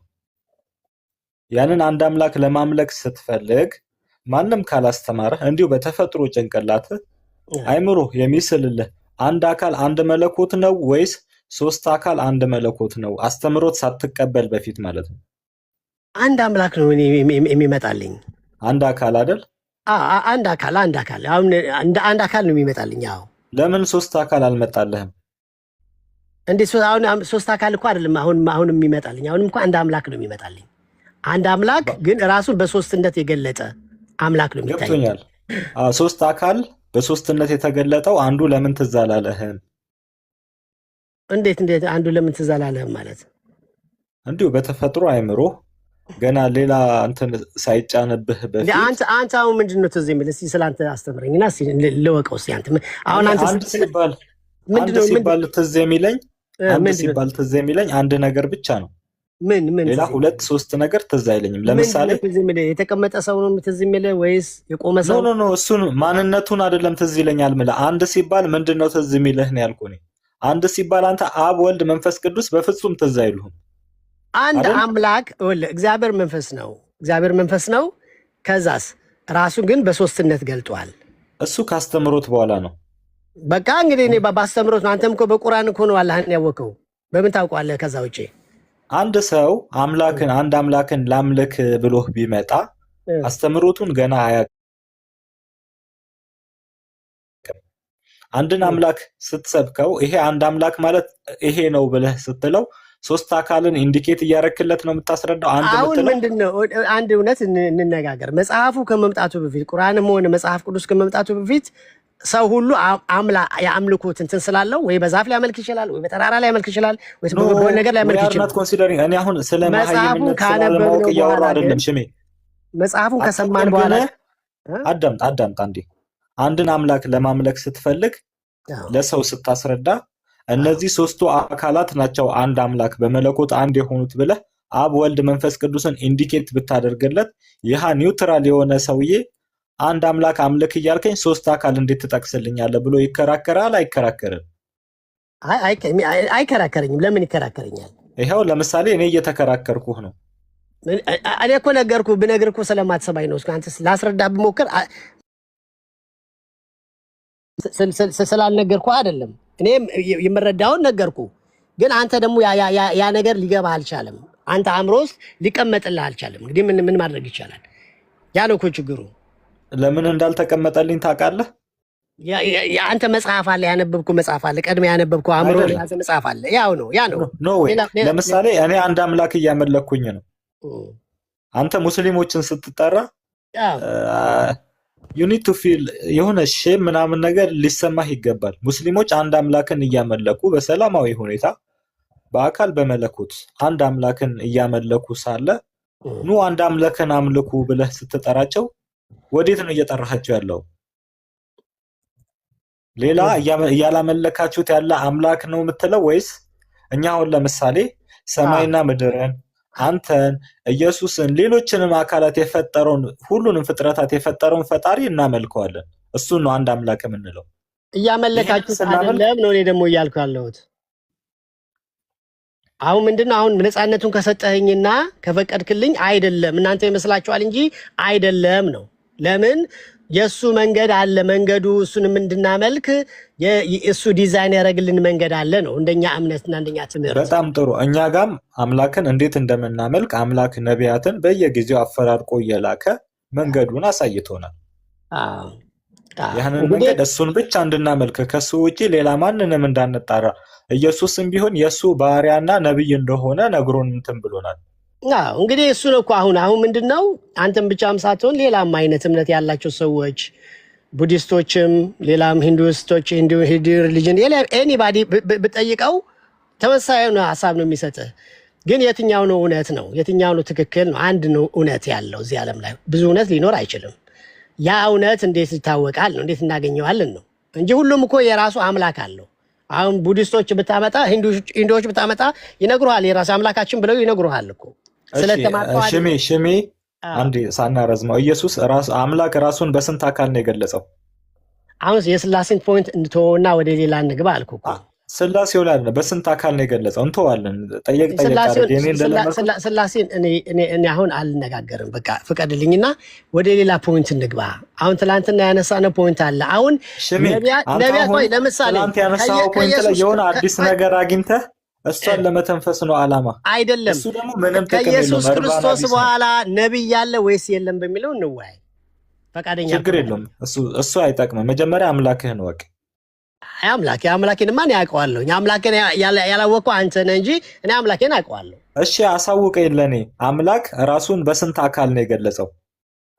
አምላክ ራሱን በሶስት መልኩ ገልጧል አልኩህ እኮ። በአብ በወልድ በመንፈስ ቅዱስ መልኩ ገልጧል ራሱን። አዎ በወልድ መልኩ የተገለጸው መቼ ነው? በወልድ መልኩ ከጥንትም ወልድ ነበረ፣ ግን የዛሬ 2000 ዓመት ደግሞ አካል የተገለጸው መቼ ነው? ሽሜ ወልድ ክርስቶስ ከጥንትም ነበረ እኮ ከጥንትም ነበር፣ ከመጀመሪያም ነበር። ከሰው የተወለደው ወልድ ሌላ ነው። ቃልም ስጋ የሆነው ግን የዛሬ 2000 ዓመት ነው። ሽሜ ከሰው የተወለደው ከማርያም የተወለደው ወልድ የዛሬ 2000 ዓመት አካሉ ሌላ ነው ወይስ መጀመሪያ የነበረው አካል ነው? አይ ስጋ ለበሰ እኮ ቃልም ስጋ ለበሰ እኮ አልኩ። ቃል ስጋ ሆነ። መጀመሪያ ወልድ የሚባል አካል ነበር አይደል? ከጥንትም ጀምሮ አልከኝ። በስፒሪት ዓለም ነው፣ በመንፈስ ዓለም በመንፈስ ዓለም ነው። አካል ነበረ፣ አካል አይደለም። እንዴት ልበል? ምናል ስብዕና በሚለው ሐሳብ ይሄ ምን ስብዕና ነው የሚባለው? እንደዛ እውቀት ያለው ስሜት ያለው ፍቃድ ያለው ተነበረም አካል እንደኔና እንዳንተ እንደዚህ አካል የለውም። እንደዛ አልነበረውም። እንደኔና እንዳንተ አላልኩኝም። አሁንም እንደኔና እንዳንተ አላልኩኝም። እሺ ኢየሱስ ለራሱ በሚመጥነው ልክ ወልድ አካል ነበረው አልነበረም? ሰው ሆኖ ከመወለዱ በፊት በራሱ ነበረው እኮ የምልህ። አሁን ግን በተለያየ አይነት መልኩ ነበር ራሱን የሚገልጸው፣ በተለያየ አይነት መልኩ። አሁን በእኛ መጽሐፍ ውስጥ እንደተጻፈው ለምሳሌ እሺ አሁን ምን እያልከን ነው ሽሜ? መጀመሪያ አምላክ ራሱን በሶስት አካል ገለጸ አልከን። ከዛ ደግሞ ወልድ ደግሞ ራሱን ገና በተለያየ ቫሪቲ በሆነ አይደንቲቲ ገልጾልናል እያልከን ነው። ወልድ እንግዲህ ምን ይላል በፊልጵስዩስ በስንት አይነት ገለጸልን? ቆይ እየተደማመጥን ነውና በፊልጵስዩስ ምዕራፍ 2 ላይ ምን ይላል? እርሱ ከእግዚአብሔር ጋር ሲኖር ሳለ እንደ መተካከል መቀማትን እንትን አላለውም፣ ግን የባሪያን መልክ ይዞ ከቶፒካችን ጋር አይገናኝም። አምላክ ራሱን በስንት አካል ገለጸ አልኩ? በሶስት አልከኝ። ኢየሱስ ራሱን በስንት አይነት እንትን ገለጸ? እሺ ይሄን አሁን ፖይንት እንተውና ወደ ሌላ ፖይንት እንሂድ ነው። እኔ ደግሞ አሁን ይሄን ጥያቄ እኔን ተውኝ በቃ። ይሄንን አሁን ታይሙ አይደለም ለኔ ታይሙ አይደለም። ሌላ ጊዜ እንትን እንላለን። አሁን ትላንት በጀመርነው አሁን ነብይ አለ ወይስ የለም ከንትን በኋላ ከክርስቶስ በኋላ ነብይ አለ የለውም በሚለው እሱን እንወያይ። እሱ ላይ ጥናት አድርገህ መተህ ከሆነ ኖ አይደለም። ከጥናት አንጻር ለማለት አይደለም፣ ግን ሁሉ ጊዜ አሁን በየቀኑ የሆነ ጥቅስ እየተጠቀሰ ነበር። አሁን ሲከፈት ምን በከፈትኩ ቁጥር ሁሉ ጊዜ የመጀመሪያው ጥያቄ ስላሴ ነው የምታነሱት። የመጀመሪያው ጥያቄ አይደለም። ሁሉ ጊዜ እኮ ምን አሉ መሰለ ከፈረሱ ጋሪው መቅደም የለበትም እያሉ ነበር። እዚህ ቤት ላይ የሆኑ ጠቃሶች ነገር ናቸውና ሲጠቅሱ ጋሪው ከፈረስ መቅደም የለበትም ይላሉ። አንዳንድ ጊዜ ጋሪውም ሊቀድም ይችላል። አንዳንዴ ጋሪው ፈረሱን እየጎተተ ምን ችግር አለው? ፈረሱ ከገፋው ጋሪውን እየገፋው ሊሄድ ይችላል። ዋናው ጋሪውን ሊገፋው ይችላል። ፈረሱ ጋሪውን እየገፋው ማለት ነው ሊሄድ ይችላል። እጅ የለውም በምን ሊገፋው ይችላል? አሁን ኤኒዌይ አሁን ፖይንቱ እኔ ለምን መሰለህ እኔ እኮ መወያየት ስለማልፈልግ አይደለም። አንደኛ ጊዜያችንን በጣም ይወስደዋል። እናንተም ከዛ አልፍ ማለት አትችሉም። በቃ ሁሉ ጊዜ ጥያቄያችሁ እሱ ነው። ገብቶሃል? ሁሉ ጊዜ ጥያቄያችሁ እሱ ነው። በቃ አምላክ መታወቅ አለበት። ስለ አምላክ ነብይ ከማውራትህ በፊት ሰው ዳግመኛ ካልተወለደ አስረዳው። ሰው ዳግመኛ ካልተወለደ በስተቀር የእግዚአብሔርን መንግስት አይወርስም አለ ጌታ ኢየሱስ ክርስቶስ። ዳግመኛ መወለድ የሚባል ነገር አለ አልኳችሁ። አሁን ከስጋ የተወለደ ስጋ ነው፣ ከመንፈስ ደግሞ የተወለደ መንፈስ ነው አልኳችሁ። አሁን መንፈሳዊ ሰው የሚባል አለ። መንፈሳዊ ሰው ያ መንፈሳዊ ሰው ይህንን ሐሳብ ለመረዳት አይቸገርም። ተፈጥሯዊ ሰው ግን ይህንን ነገር አይገባውም፣ ሊገባውም አይችልም ብዬ ለማስረዳት ሞከርኩ። ስለዚህ እንግዲህ በምን ልርዳህ? እሺ እንዴት ነው ምረዳ? ሽሜ እነዚህ ስላሴዎቹ ነው ወይስ ስላሴ ነው የምንለው? ስላሴ የሚባል እኮ የለም መጽሐፍ ቅዱስ ውስጥ እኮ ስላሴ የሚባል ነገር የለም። እኛ ኢንዲኬት ማድረግ ስንፈልግ ሶስቱን አካል ኢንዲኬት ማድረግ ስንፈልግ በአንድ አካል በምን ቃል ነው የምንገልጻቸው? አብ ወልድ መንፈስ ቅዱስ ብለህ ትገልጽ፣ አንድ አምላክ ብለህ ትገልጻለህ። ያው ስላሴ ይባላል በአባባል እንጂ መጽሐፍ ቅዱስ ላይ ያለ ቃል ሆኖ አይደለም። በአባባል ነው፣ ለአባባል ለመግለጽ እንዲያመች ሰዎች የሚጠቀሙበት ቃል ነው ስላሴ የሚባለው። አብ ወልድ መንፈስ ቅዱስ ለእኛ ኃጢአት በመስቀል ላይ ሞተዋል። በመስቀል ላይ የሞተው ወልድ ነው። ወልድ ስጋ ለብሶ መንፈስ ቅዱስ ሞተዋል። በእንግዲህ እናት ሁሉ ጊዜ ጥያቄ ለምሳሌ ሁልጊዜ መልስልን እንድንድን ከፈለክ እንደዛ አደርግ። ፍጥረታዊ ሰውና መንፈሳዊ ሰው እንዳለ ታምናለህ? ችግር የለም። መንፈሳዊ የሚሆን ኖ ቆይ ስማኝ። ፍጥረታዊ ልክ አሁን እንዳንተ መንፈሳዊ የሚባል ሰው እንዳለ ታምናለህ ወይ? እኔ አላውቅም። እሱ ነው በቃ መጀመሪያ ልክ ተፈጥሯዊ ሰው እንደኔና እናንተ ተፈጥሯዊ ሰው እንዳለ ሁሉ መንፈሳዊ ሰው የሚባል አለ። ገብቶሃል? እሺ አሁን ያ መንፈሳዊ ሰው እንደዚህ አስተሳሰብ ያለው ሰው ማለት ነው። መንግስተ ሰማያት የሚወርሰው ያ ሰው ነው እንጂ አንተ አይደለም። ጥያቄ ጋር ምን ያገናኛል? ላስረዳህ፣ ዝም ብለህ አድምጠኝ። ጥያቄው የሚገባ አሁን የስላሴን ኮንሰፕት ለመረዳት ይሄኛው ተፈጥሯዊ ሰው ሊገባው አይችልም። መንፈሳዊ ሰው መሆን የግድ ያስፈልግሃል። መንፈሳዊ ሰው ለመሆን ደግሞ ዳግመኛ መወለድ የሚባል ነገር አለ። ሰው ዳግመኛ ካልተወለደ በስተቀር የእግዚአብሔር መንግስት አይወርስም ይላል ጌታ ኢየሱስ ክርስቶስ። ስለዚህ አንተ ዳግመኛ መወለድ ያስፈልግሃል መጀመሪያ። አለበለዚያ ኬሚስትሪ፣ ባዮሎጂ፣ ፊዚክስ፣ ማትማቲክስ በምትሰራበት ጭንቅላትህ መንፈሳዊ ነገር ልረዳ ብትል ሊገባህም አይችልም። የሚገቡ እንዲገባኝ ምን ላድርግ? ዳግመኛ ተወለድ አልኩህ እኮ። ዳግመኛ ተወለድ ዳግመኛ እናቴ ሆድ ውስጥ ገብቼ ወይስ? ቆንጆ ጥያቄ ነው። አሁን ይሄ ዮሐንስ ወንጌል ምዕራፍ 3 ላይ ያመጣናል። ዮሐንስ ወንጌል ምዕራፍ 3 ላይ አንብብልህ ጌታ ኢየሱስ ስለተናገረ ማለት ነው። እሱ ኮንሰፕት ከገባ ሰው ዳግመኛ መወለድ ኮንሰፕት ከገባ መንፈሳዊ ነገር ይቀልሃል። እንደዚህ እንደምታስበው አያስቀንቅም። ለምሳሌ አሁን የሚወለዱ ህፃናት ይገባቸዋል? አሁን ሌላ ነገር ውስጥ አንግባ። አሁን እኔ ድጋሚ ከምወለድ አሁን የሚወለዱ ህፃናት ይገባቸዋል? ሰው ዳግመኛ ሰው እነሱ እኮ ሰዎች ናቸው፣ ናቹራል ናቸው፣ ተፈጥሯዊ ናቸው። አምላክ ሰው አድርጎ ከፈጠረን በኋላ በምን አቅማችን ነው ተረዱ የሚለን? ዮሐንስ ወንጌል ምዕራፍ 3 ከቁጥር 1 ጀምሮ በግልም ካለ አንብብ። ከፈሪሳውያን ወገን የአይሁድ አለቃ የሆነ ኒቆዲሞስ የሚባል አንድ ሰው ነበር። እርሱም በሌሊት ወደ ኢየሱስ መጥቶ መምህር ሆይ እግዚአብሔር ከእርሱ ጋር ከሆነ በቀር አንተ የምታደርጋቸው እነዚህ ምልክቶች ሊያደርግ የሚችል የለምና መምህር ሆነ ከእግዚአብሔር ዘንድ እንደመጣህ እናውቃለን አለው። ኢየሱስም መልሶ እውነት እውነት እልሃለሁ ሰው ዳግመኛ ካልተወለደ በቀር የእግዚአብሔርን መንግስት ሊያይ አይችልም አለው። ኒቆዲሞስም ሰው ከሸመገለ በኋላ እንዴት ሊወለድ ይችላል? ሁለተኛ ወደ እናቱ ማህፀን ገብቶ ይወለድ ዘንድ ይችላልን አለው። ልክ አንተ እንደጠየቀኝ ማለት ሲለው ኢየሱስ መለሰ እንዲህ ሲል እውነት እውነት እልሃለሁ ሰው ከውሃና ከመንፈስ ካልተወለደ በቀር ወደ እግዚአብሔር መንግስት ሊገባ አይችልም። ከስጋ የተወለደ ስጋ ነው፣ ከመንፈስም የተወለደ መንፈስ ነው አለው። ስለዚህ የእግዚአብሔርን መንፈስ ልንገባ እንችል ዘንድ ድጋሚ መወለድ አለብን። እሱ መንፈሳዊ ማንነት መንፈሳዊ ማንነት ደግሞ እኛ የእግዚአብሔርን መንግስት ልንገባ አይደለም የፈለግነው። ስለ እግዚአብሔር መንግስት አለ። እኔ እዚህ ጋር የመጣሁበት ፖይንት ምንድነው? ስላሴ እንዲገባ ከመንፈስ መወለድ ላስረዳህ እኮ ነው። ከመንፈስ መወለድ የሚባል ነገር አለ። እናንተ አሁን እየተቸገራችሁ ያላችሁት በተፈጥሮ ማንነታችሁ ነው። እናንተ እኮ በአካዳሚክ በጣም እኮ ጂኒየሶች ናችሁ። ለምን ተፈጥሯዊ ማይንዳችሁ ስለምትጠቀሙ። መንፈሳዊ ማንነት የሚባል አለ። ልክ እናንተ የእግዚአብሔርን ቃል እየመገብከው በጸሎት እያሳደከው የሚያድግ መንፈሳዊ ማንነት የእግዚአብሔርን ኪንግደም የሚወርስ ሰው የሚባል አለ። መንፈሳዊ ሰው የሚባል ሰው አለ። እሱ ሰው ግን ኃይል እየተጠቀምክ ነው። እኔን አፈንከኝ። አሁን እኔ እንዳላወራ ማለት ነው። እንደ ሌላ ጊዜያችን ፒስፉሊ እየተደማመጠን እናወራ አይሻልም? ቀጥልሽ። አዎ አሁን እኔ ምንድን የጠየቅኩ ስላሴን እንድረዳ ምን ላድርግ ስለ ድጋሚ ተወለድ አልከኝ። ዳግመኛ ከዛ ጠቅሳ መጣ። ድጋሚ መወለዴ ጥቅሙ የአምላክን መንግስት እወርስ ዘንድ ነው።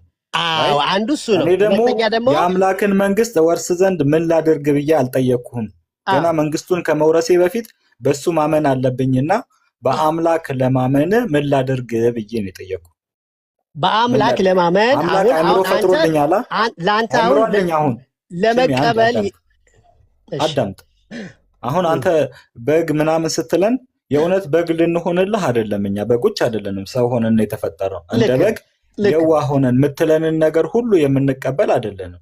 ኦኬ ቀጥል፣ ችግር የለም ቀጥል። ስለዚህ ሰው ነን እኛ፣ በግ ሆኖ አትበለን። አንድ ማለት ነው። እንደ በግ የዋህ ልንሆንም አንችልም። ሁለት ሰዎች ስለሆነ እንደ ሰው ነው እኛ አክት የምናደርገው። ሰዎች ነን፣ አይምሮ ተሰጥቶናል። ለምንድን ነው አይምሮ የተሰጠን? እንደዚህ የተፈጥሮ እንትን ልናስብበት ነው። የአምላክን እንትን በሌላ ነው የምናስበው። በተሰጠን አይምሮ ማሰብ አንችልም ማለት አይደለም። ግን መንፈሳዊን ዓለም ለመረዳት መንፈሳዊን ዓለም ለመረዳት ተረድተን ነው እንደ የተፈጠር ነው። ስንፈጠር እንዴት ተረድተን አምላክን ተረድተን ነው የተፈጠር ነው ሁላችንም፣ ወይስ እንድንረዳው ነው አይምሮ ይዘን ከዛ አምላክ ደግሞ ነቢያቶችን ይላከልን? አሁን ምንድነው ቅድም እንዳልኩ ዳግመኛ መወለድ የሚባል አለ። ይሄ እኔ እናንተ በኃጢአት የወደቀ ማንነት ይዘን ተፈጥሯዊ ማንነት ጋሽሜ እሱን አልጠየቅኩኝም አይደል? እኔ የጠየቅኩት እኛ ስንፈጠር የሃይማኖት ዕውቀት አውቀን ነው ወይስ እንዲሁ ዝም ብለን የተፈጠር ነው? እንዲሁ ነው የተፈጠር ነው። አላወቅም። ከዛ በኋላ ምንድነው ማድረግ ያለብን? መማር ነው ያለብን ወይስ ማመን ነው ያለብን? መማር ነው ያለብህ። መማር የእግዚአብሔርን ቃል ትሰማለህ። እምነት እየሰማንህ ነው። እኛ እየሰማንህ ነው። ልንማር ፈለግን። ስለዚህ ምን ታደርጋለህ አንተ? ታስተምረናለህ። ነገር ግን አንተ አሁን ምን እያልከን ነው? ቀድማችሁ እመኑ እያልከን ነው። እኔ እያልኩ መሰለህ። እኔ ስቴፑን እየነገርኩ ነው። አንዴ ሽሜ ሼክ ኢብኑ ዑሰይሚን ይባላሉ። በእስልምና አስተምሮት ዘንድ ታላቅ ምሁር ናቸው። ምን ይላሉ እሳቸው? ኢስተዲል ቀብለ አንተ አዕተቂድ፣ አንድን ነገር እምነትህ አድርገህ ከመያዝህ በፊት ለዛ ነገር ማስረጃ አኑረው። ጭንቅላት ውስጥም ይሁን የሆነ ነገር እምነትን ስትናገርም ቢሆን ማስረጃ አኑርለት። ግልባጩን ደግሞ ፈተዕተቂድ አሉ። መጀመሪያ ታምናለህ፣ ከዛ ላመንከው ነገር ሱመ ተስተዲል መረጃ ታመጣለህ፣ ፈተዲል የዛን ጊዜ ትጠማለህ አሉ። ካመንክ በኋላ ማስረጃ የምታመጣ ከሆነ ሁሉም ላመነው አካል ለምሳሌ ድንጋይ የሚያመልከው፣ ላም የሚያመልከው፣ ጣዖት የሚያመልከው እዛ ህንድ ሀገር ላይ 3 አምላኮችንም ለሚያመልኩት ካመኑበት በኋላ ማስረጃ አላቸው። ግን ሳታምን በፊት ማስረጃ ብትባል ማስረጃ አይኖርህም። አሁን ያንተም እምነት ቅድም ኒውትራል ሆነ ብዬ በባዶ ማለት ነው ማስረጃ አቀርብልኝ አንድ ስልህ አንተ 3 ነው የምታቀርብልኝ። ይሄ ደግሞ ከእምነት በፊት ሊገነብ ከእውቀት በኋላ ሊመጣ የሚችል እምነት ሳይሆን ከእምነት በኋላ የሚመጣ እውቀት ነው የሚለውን ላስረዳህ ነው የፈለኩት ቅድም ማለት ነው። ግልጽ ነው። ለምሳሌ በስላሴ ካመንኩ በኋላ ነው እንጂ ስላሴን እንደዚህ ብዬ መቀበለው አይደለም። ለምሳሌ አሁን ትናንትና ስንወያይ ከኑሪ ጋር በደንብ እየተግባባን ነው። የሆነ የምትግባባቸው ፖይንቶች ላይ ትግባባለህ። አንዳንድ ጊዜ ዛሬ አንሄድም ሽሜ መንፈሳዊ ጥንካሬ ያላቸውን ነገሮች ግን ለመረዳት መንፈሳዊነት መሆን ይፈልጋል ልልህ ብዬ ነው። መንፈሳዊ ካልሆንክ ለመረዳት ይከብዳል። መንፈሳዊ ለመሆን መጀመሪያ ማወቅ አለብና መንፈሳዊ ለመሆን መጀመሪያ መወለድ አለብህ። ዳግመኛ ተወለድ አልኩ። ዳግመኛ ካልተወለድክ መንፈሳዊ መሆን ዳግመኛ መወለድ ምን እንደሆነ ሳናቅ መንፈስ ምን እንደሆነ ሳናቅ ዝም ብለን መንፈሳዊ እንሆናለን እንዴ? አዎ እኮ ቅድም እንኳን አነበብኩልህ። ሰው ዳግመኛ ካልተወለደ የእግዚአብሔር መንግስት አይወርስም ሲለው ኢየሱስ ምን አለ? እንዴ ያ ኒቆዲሞስ እንዴ ሰው ከተወለደ እንደገና እናቱ ማህፀን ውስጥ ገብቶ ይወለዳል እንዴ አለው። አይ እንደዛ ማለት አይደለም። አሁን እኔ አንድ ነገር የመጨረሻ ንግግር ልናገርና ላቁም። እሺ አምላክህ ስለ ራሱ አምላክነት ራሱ ተከራክሮ ያሳምነን። መጽሐፍህ ስለ መጽሐፉ እውነተኛነት ራሱ መጽሐፉ ተናግሮ ያሳምነን። ልክ ነው። ይሄንን ነው የምንፈልገው እኛ። አንተ ለሃይማኖትህ አትከራከር። እኔ እኮ ስለ ሃይማኖት እኔ አይደለም ለምን እንደሆነ ታውቃለህ? ሽሜ ለምን እንደሆነ ታውቃለህ? እኔ አሁን ለምሳሌ አምላክ ያልሆነን አካል አምላክ ነው ብዬ ድርቅ ካልኩብህ መከራከር እችላለሁ አይደል? ግን እኔ በራሴ ስለ አምላክ ልከራከርለት አልሻም። ልክ ነው። አምላክ በራሱ ስለ ራሱ የገለጸልኝን ነገር አምላኬ እንደዚህ ነው እንደዚህ ነው እንደዚህ ነው ብዬ ልነግርህ እችላለሁ። ራይት? እንደዚህ ነው እንጂ በራሴ ፈጥሬ አምላኬ እንደዚህ ነው እንደዚህ ስለሆነ እንደዚህ እንደዚህ ብዬ የምከራከረው ነገር የለም። አንድ ማለት ነው። ሁለተኛ ስለ መጽሐፍ ሳወራ ይህ መጽሐፍ ራሱ የሚነግረኝን ነገር እንጂ እኔ በራሴ እንደዚህ እንደዚህ እንደዚህ ብዬ ስለ መጽሐፉ ምንም ነገር አልከራከርም። አንተም አሁን ስለ አምላክ ስታወራኝ አምላክ አምላክ ነው ስትለኝ በራስህ ፈጥረ ሳይሆን ራሱ አምላክ ያናግረኝ ነኝ። አምላክ የተናገረውን ነገር አምጥተህ ለእኔ ያቅርብልኝ። አምላክ እንደዚህ ብሏል እኔም እንደዚህ እልሃለሁ በለኝ። ኦኬ እንጂ አንተ በራስህ አምላክን እንዳትፈጥርልኝ። እኔ በራሴ እኮ አምላክን አልፈጠርኩልህም። ለማስረዳት ፈጥረህልኛል። ምን አድርጌ ፈጥረህልኛል? ኢየሱስ አምላክ ነኝ ብሏል? ኢየሱስ አምላክ ነኝ አላለም። አንተ አምላክ ነው እያልከኝ ነው አይደል? አምላክ ነው ግን አዎ በቃ ይሄን እኮ ነው እያልኩ ያለው። እሱ አምላክነቱን ለመግለጽ አይደልማ የመጣው። እሱ እኮ እንዲያውም ራሱን የሰው ልጅ እያለ ነው የሚጠራው እንጂ አምላክ ነኝ ያለ አምላክነቱንማ ትቶ ነው እኮ የመጣው። አምላክነቱን ትቶ እንደኔና እንዳንተ ሰው ሆነ በሰው መካከል እኮ። ታዲያ አምላክ መሆን ለምን ያስፈልገዋል? አምላክ ከሆነ አምላክ ነኝ ካለ ሰው ሁሉ ምን ሊያመልከው ይጀምራል ማለት ነው አይደለ እንዴ? ሊያመልከው ይጀምራል። ልክ እንደ አምላክ ሊያመልከው ይጀምራል አምላክ ነኝ ካለ። ግን የመጣበት ዓላማ ለአምላክነት አይደለም። የመጣበት ዓላማ ስለኔና ስለአንተ መስዋዕት ለመሆን ነው። ሳይመጣ በፊት ከመጣ በኋላ አይደለም። ሳይመጣ በፊት ስለ አምላክነቱ እኔ አምላክ ነኝ ብሏል። ሳይመጣ በፊት ስለ አምላክነቱ ተጽፏል። ስለ አምላክነቱ ማለት ነው። ማን የጻፈው? እግዚአብሔር አምላክ ነው። እግዚአብሔር አምላክ ነው። እግዚአብሔር የትኛው እግዚአብሔር? እግዚአብሔር አብ፣ እግዚአብሔር ወልድ፣ እግዚአብሔር መንፈስ ቅዱስ አንድ አምላክ ማለት ነው እኮ። አሁን እኛ ስለ ወልድ እያወራን ወልድ አምላክ ነው ስትለኝ እሱ እኔ አምላክ ነኝ ቃል ነበረ፣ ቃልም በእግዚአብሔር ዘንድ ነበረ፣ ቃልም እግዚአብሔር ነበረ።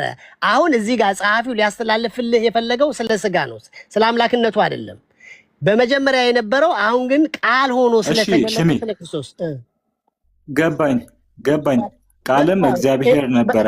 ቃል ራሱ እግዚአብሔር ነው። አዎ ቃል እግዚአብሔር ነው። እግዚአብሔር ነበር ይላል። አዎ ቃልም እግዚአብሔር ነበር ይላል።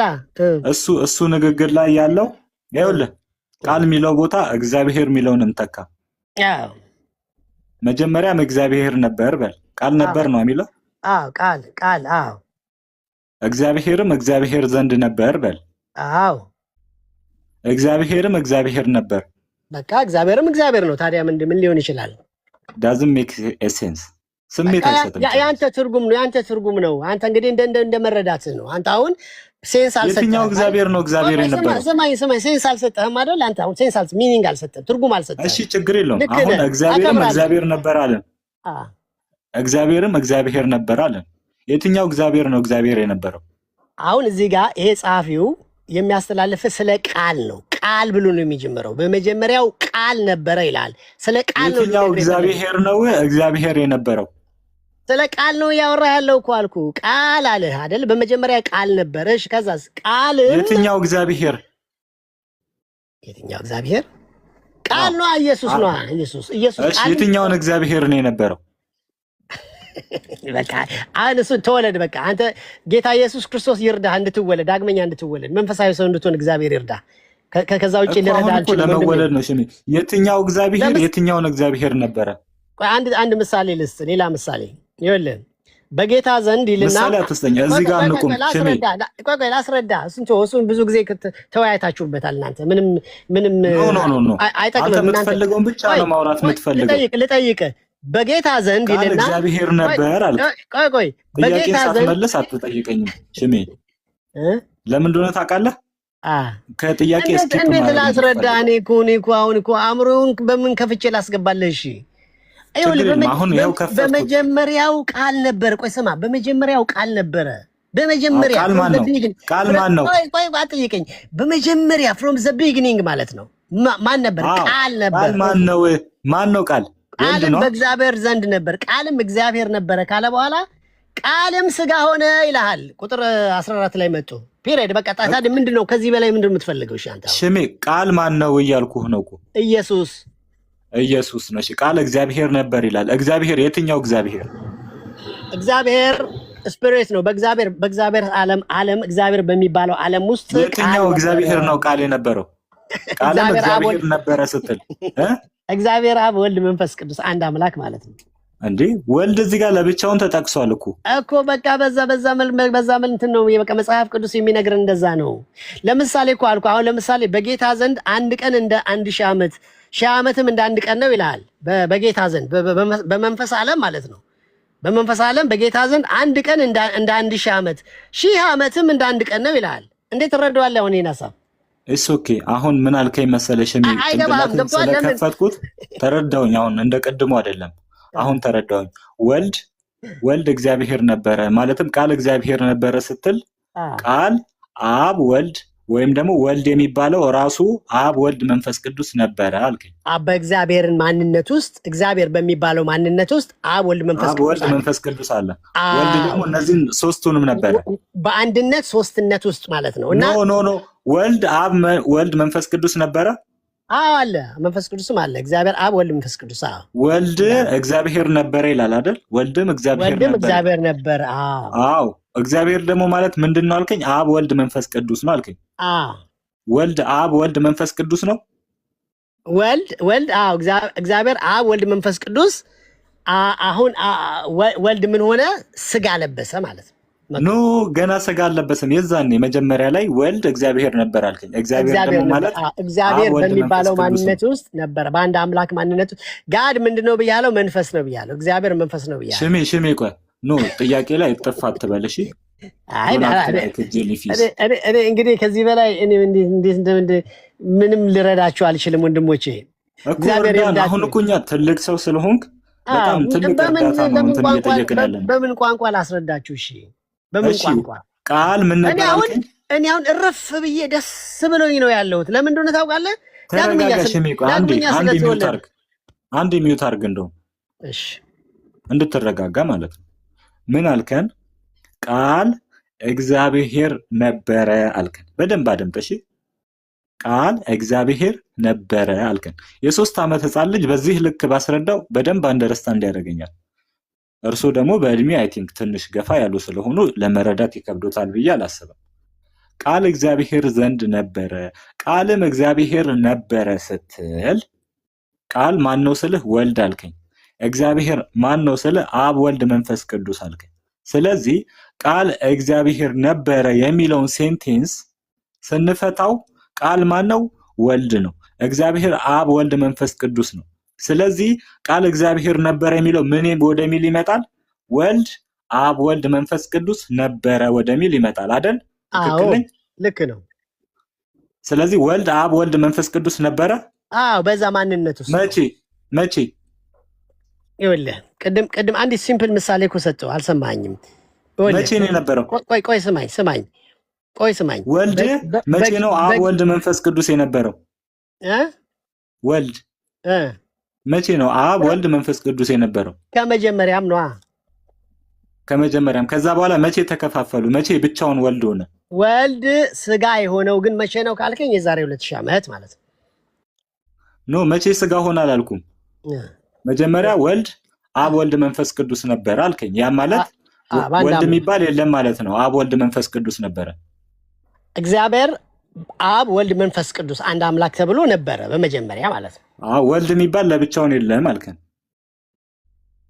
ወልድም አለ እንጂ አብሮ እንዴ ወልድ ምን ነበር አልከኝ? አብ ወልድ መንፈስ ቅዱስ ነበር አልከኝ። ለምሳሌ ሙባረክ አንበሳ ነበረ ካልከኝ በአንድነት ሶስትነት በሶስትነት አንድነት የሚባል ነገር አለ። ቅድም ካሁን እዚህ ጋር ይልቅ አሁን ይሄንን ቅድም ቆይ አድምጠኝ እኔንም እያደምጠኝ ሙባረክ አንበሳ ነበረ ካልከኝ እኔ አንበሳ ነኝ ኦልሬዲ አንበሳ ነበርኩኝ እንጂ ሙባረክ አልነበርኩም። አንበሳ ነበርክ አሁን ሙባረክ ነህ። አዎ አሁን ግን ሙባረክ ሆንኩኝ። ወልድ እግዚአብሔር ከነበረ ወልድ አብ ወልድ መንፈስ ቅዱስ ከነበረ በፊት ወልድ አልነበረ። ማን ነበረ? አንበሳ ሶሪ አብ ወልድ መንፈስ ቅዱስ ነበረ በፊት። በአብ ወልድ መንፈስ ቅዱስ በአንድነት ነበር ማለት ነው። ወልድ በምን ዓለም? በመንፈስ ዓለም እግዚአብሔር መንፈስ በፊት ወልድ የሚባል ለብቻውን አልነበረም። ነበር እንጂ በራሱ ስብና ነበረ በወልድነቱ። ሙባረክ አንበሳ ነበረ ስትል አንድ ክሪስ እናድርገው። እሺ ሙባረክ አንበሳ ነበረ ስትል በፊት ሙባረክ ምን ነበረ? ምን ብቻ ነበረ? ሙባረክ አንበሳ ነበረ መጀመሪያ። ስለዚህ አንበሳ ብቻ ነው የነበርኩት። አንበሳ ነበርክ አንተ። እንዳንተ እንግዲህ ምሳሌ ሙባረክ አልነበርኩም። ሙባረክ አልነበርክም፣ አንበሳ ነበርክ። አብ ሶሪ ወልድ እግዚአብሔር ነበረ ስንል ልክ ወልድን በማን ቦታ ተኳለ? በሙባረክ ቦታ። አብ ወልድ መንፈስ ቅዱስን በአንበሳ ቦታ ተካቸውና ወልድ አብ ወልድ መንፈስ ቅዱስ ነበረ ስትል ወልድ ማን ነበረ በፊት? ወልድ በመጀመሪያ ቃል ነበረ ካልባል ቃልም በእግዚአብሔር ዘንድ ነበረ በሚባለው ነገር ውስጥ ማን ነበር? ወልድ ነበረ።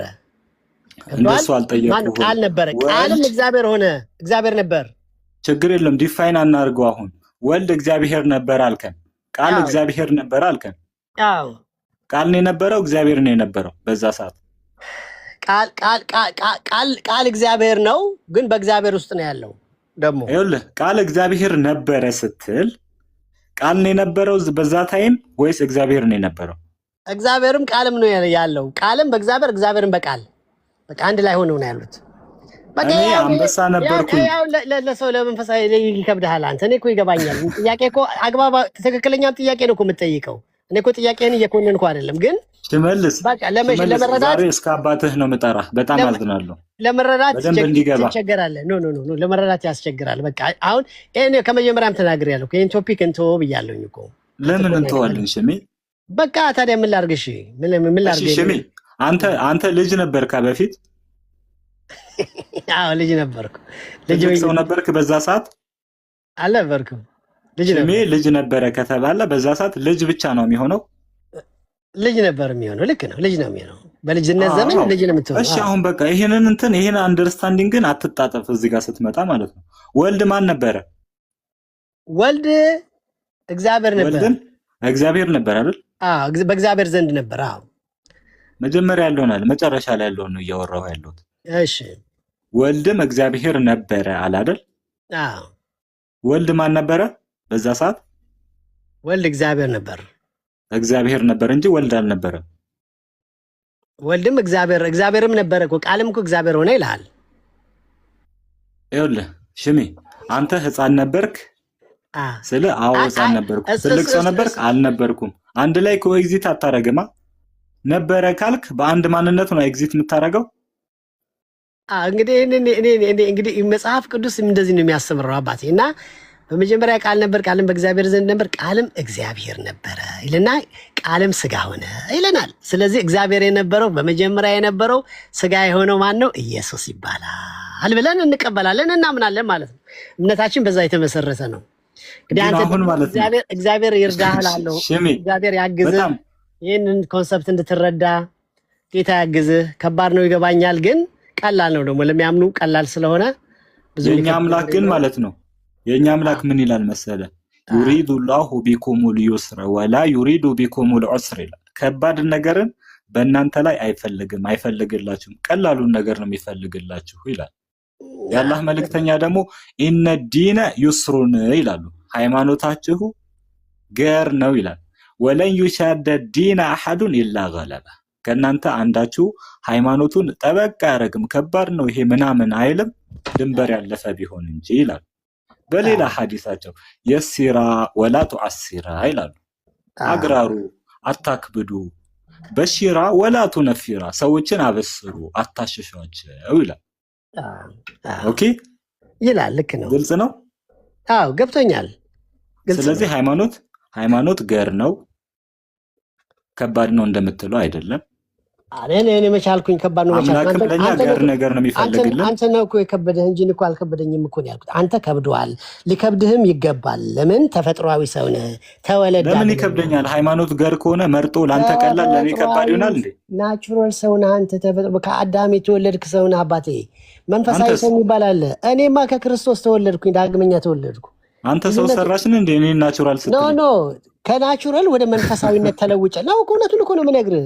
እውነቱ ቢሆን ሽሜ ተወኝ አንተ በነገርህ ላይ የምታነሳው አርጊውመንት ተው መወለድ አለበት የእግዚአብሔር መንግስት ለመውረስ ራሱ ዳግመኛ መወለድ አለበት አለበለዚያ አትገባም የእግዚአብሔር መንግስት ስለጸለይክ እንደዚህ ህግ ስለጠበቀ አትገባም መወለድ ዳግመኛ መወለድ ይባላል እሱ ከመንፈስ መወለድ አለበት ያ ካልሆነ አይሆንም ያ ሰው የትኛው መንፈስ ልወለድ እሺ ከየትኛው መንፈስ ልወለድ መስቀል ላይ በሞተልህ በክርስቶስ እመን አለቀ ኢንድ ኦፍ ዘ ጌም እሱ ብቻ ለምን ያ ነው መወለጃው መንገድ ያ ነው መንፈሳዊ በሱ ማመን ነው እሱ እንደሞተልህ የመጣበት ዓላማ ያ ስለሆነ ኪንግደም ኦፍ ጋድ የእግዚአብሔር መንግስት ይዞ ነው የመጣው እዚህ ወደዚህ ዓለም ሲመጣ የተሰቀለው ብቻ ነው ወይ አምላክ የተሰቀለው ብቻ ነው ወይ አምላክ የሚለውና እሱን አሁን ጥያቄዎች ባጭር ቃል መለስኩልህ በቃ ተወለደ ዳግመኛ ከዛ በኋላ እኮ ገብቶኛል ሽሜ ሃሌሉያ ማለት ይጀምራል ሃሌሉያ ትላለህ ሙቤ እኔ እንትን ልሂድለት አንዴ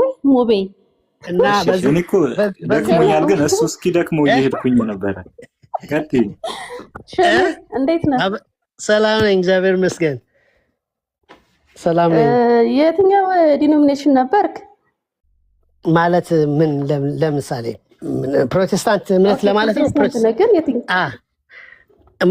ሙሉ ወንጌል ለምጋባ ሙሉ ወንጌል በሙሉ ወንጌል ቤተክርስቲያን አሁን አጠና 2 ዮሐንስ 3 ኦኬ ዮሐንስ 3 ላለውን ጠቅሰ ዳኑ ዳግም ተወለድ እኔ እዚያም ነው በነገራችን ላይ በቃሉ አምናለሁ ግን አሁን ዳኑ ዳግም ተወለዱ ስትላቸው አንድ ሰው ባጭሩ እንኳን ዮሐንስ 3:5 ላለው ሰው በመንፈስ ካልተወለደ ሚሊዮን እናንተ የምትረዱበት ይላያል አሁን ዳግም ተወለዱ ስትለው በምንድነው ዳግም ይወለዱት መዳን ስለነሱ እንዴት ነው መዳን በምንድነው መዳን ማለት በቃ አሁን ሰው በኃጢአት ምክንያት የወደቀ ነው ሞቷል ሰው እኮ ከእግዚአብሔር ተለይቷል ከፈጣሪ ግን እግዚአብሔር ያዘጋጀው አንድ ሰው ለመዳን ምንና ምን ያስፈልጋል ለመዳን በክርስቶስ ላልከው ሙሉ መዳን እንዲያገኝ ስለምፈልግ ማለት ክርስቶስ ስለ ኃጢአቱ እንደሞተለት መስቀል ላይ ሙሴ በምድረ በዳ እባብ እንደሰቀለ ያ የተሰቀለውን ክርስቶስ ማመንና መቀበል አለበት ስለ ኃጢአቱ እንደሞተለት ማለት ነው የዛን ጊዜ ይወለዳል ሰው በልቡ አምኖ ባፉ መስክሮ ይድናል እግዚአብሔር ቃል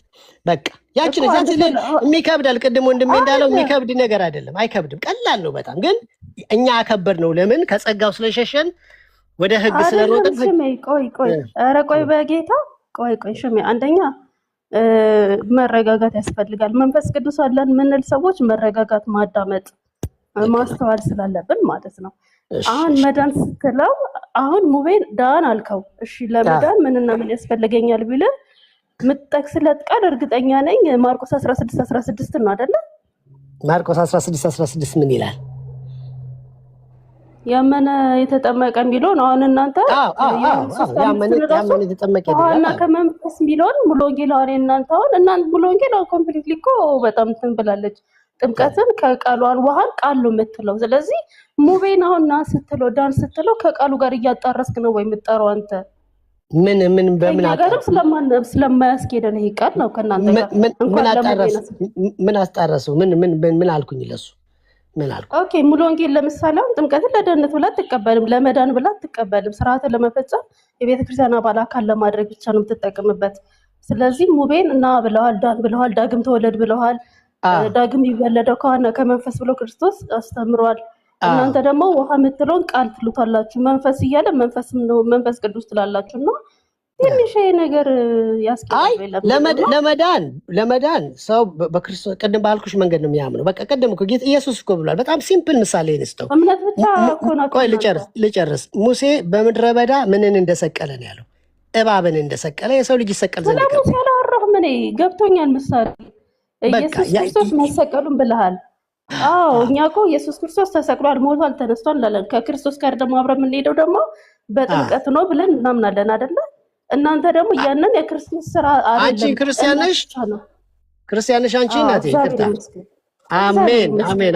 አመለጥሽ። እነዚህን ወንድሞች እንባክሽ ጸልይላቸው። ይኸውልሽ አብ ወልድ መንፈስ ቅዱስ አሳይመንት ሆኖባቸው ነገራችን። እሺ ቀጥይ። ክርስትና በነገራችን ላይ ህይወት ነው። ሃሌሉያ ብለን መንገድ ላይ ስለተጮህ አይደለም የጮህ ሁሉ ይድናል ማለትም አይደለም። መረጋጋትም ያስፈልጋል። ሰው ያንተን ህይወት አይቶ ወደ አንተ ክርስትና መምጣትም ካለበት አይደለም። እኔ አሁን ኑሬ በጣም ፖለቲክ ናቸው። እስልምና ላይ ማማቃቸው ጃብ ኑሬ ምናምን አሉ። በጩኸት ያምኑም ሲያስረዱም መደማመጥም አለ። ቢያምኑበትም ባያምኑበትም አነጋገርን ያስጨርሱሃል። በጣም ይታገሳሉ። በጣም ታጋሽ ናቸው። ምንድነው ብትል ለዲናቸው ያላቸው እና ሰው ይድን ከሚሉት አንጻር ነው።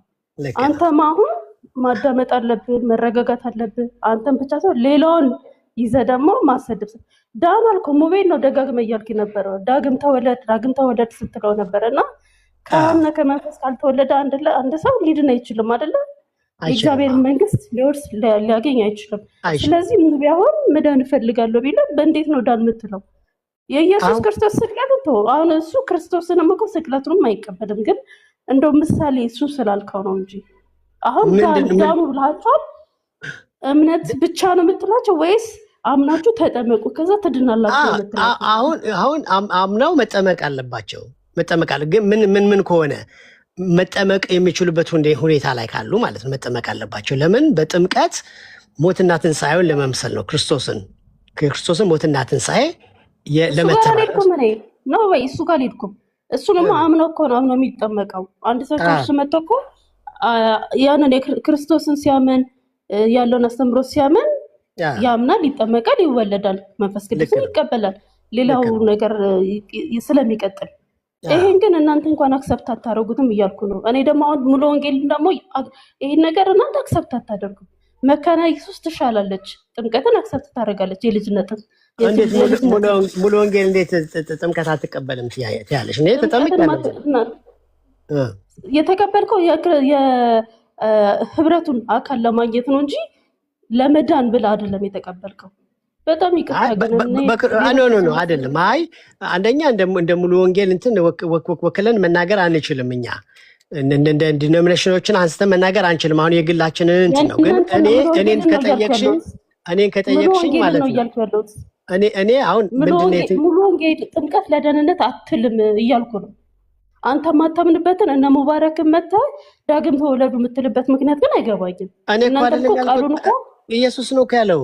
እኔ እኮ አይደለም ያልኩት ኢየሱስ ነው ያለው። ሰው ዳግመኛ ካልተወለደ በስተቀር የእግዚአብሔር መንግስት አይወርስም ካለ በኋላ ከውሃ የተወለደ ከውሃና ከመንፈስ ካልተወለዳችሁ በስተቀር የእግዚአብሔር መንግስት አትወርሱም ያለው እኮ ኢየሱስ ነው፣ እኔ አይደለሁም። ውሃ ምንድን ነው? ውሃ በውሃ መጠመቅ አለብሽ ለመዳን። አዎ ለመዳን ለደህንነት።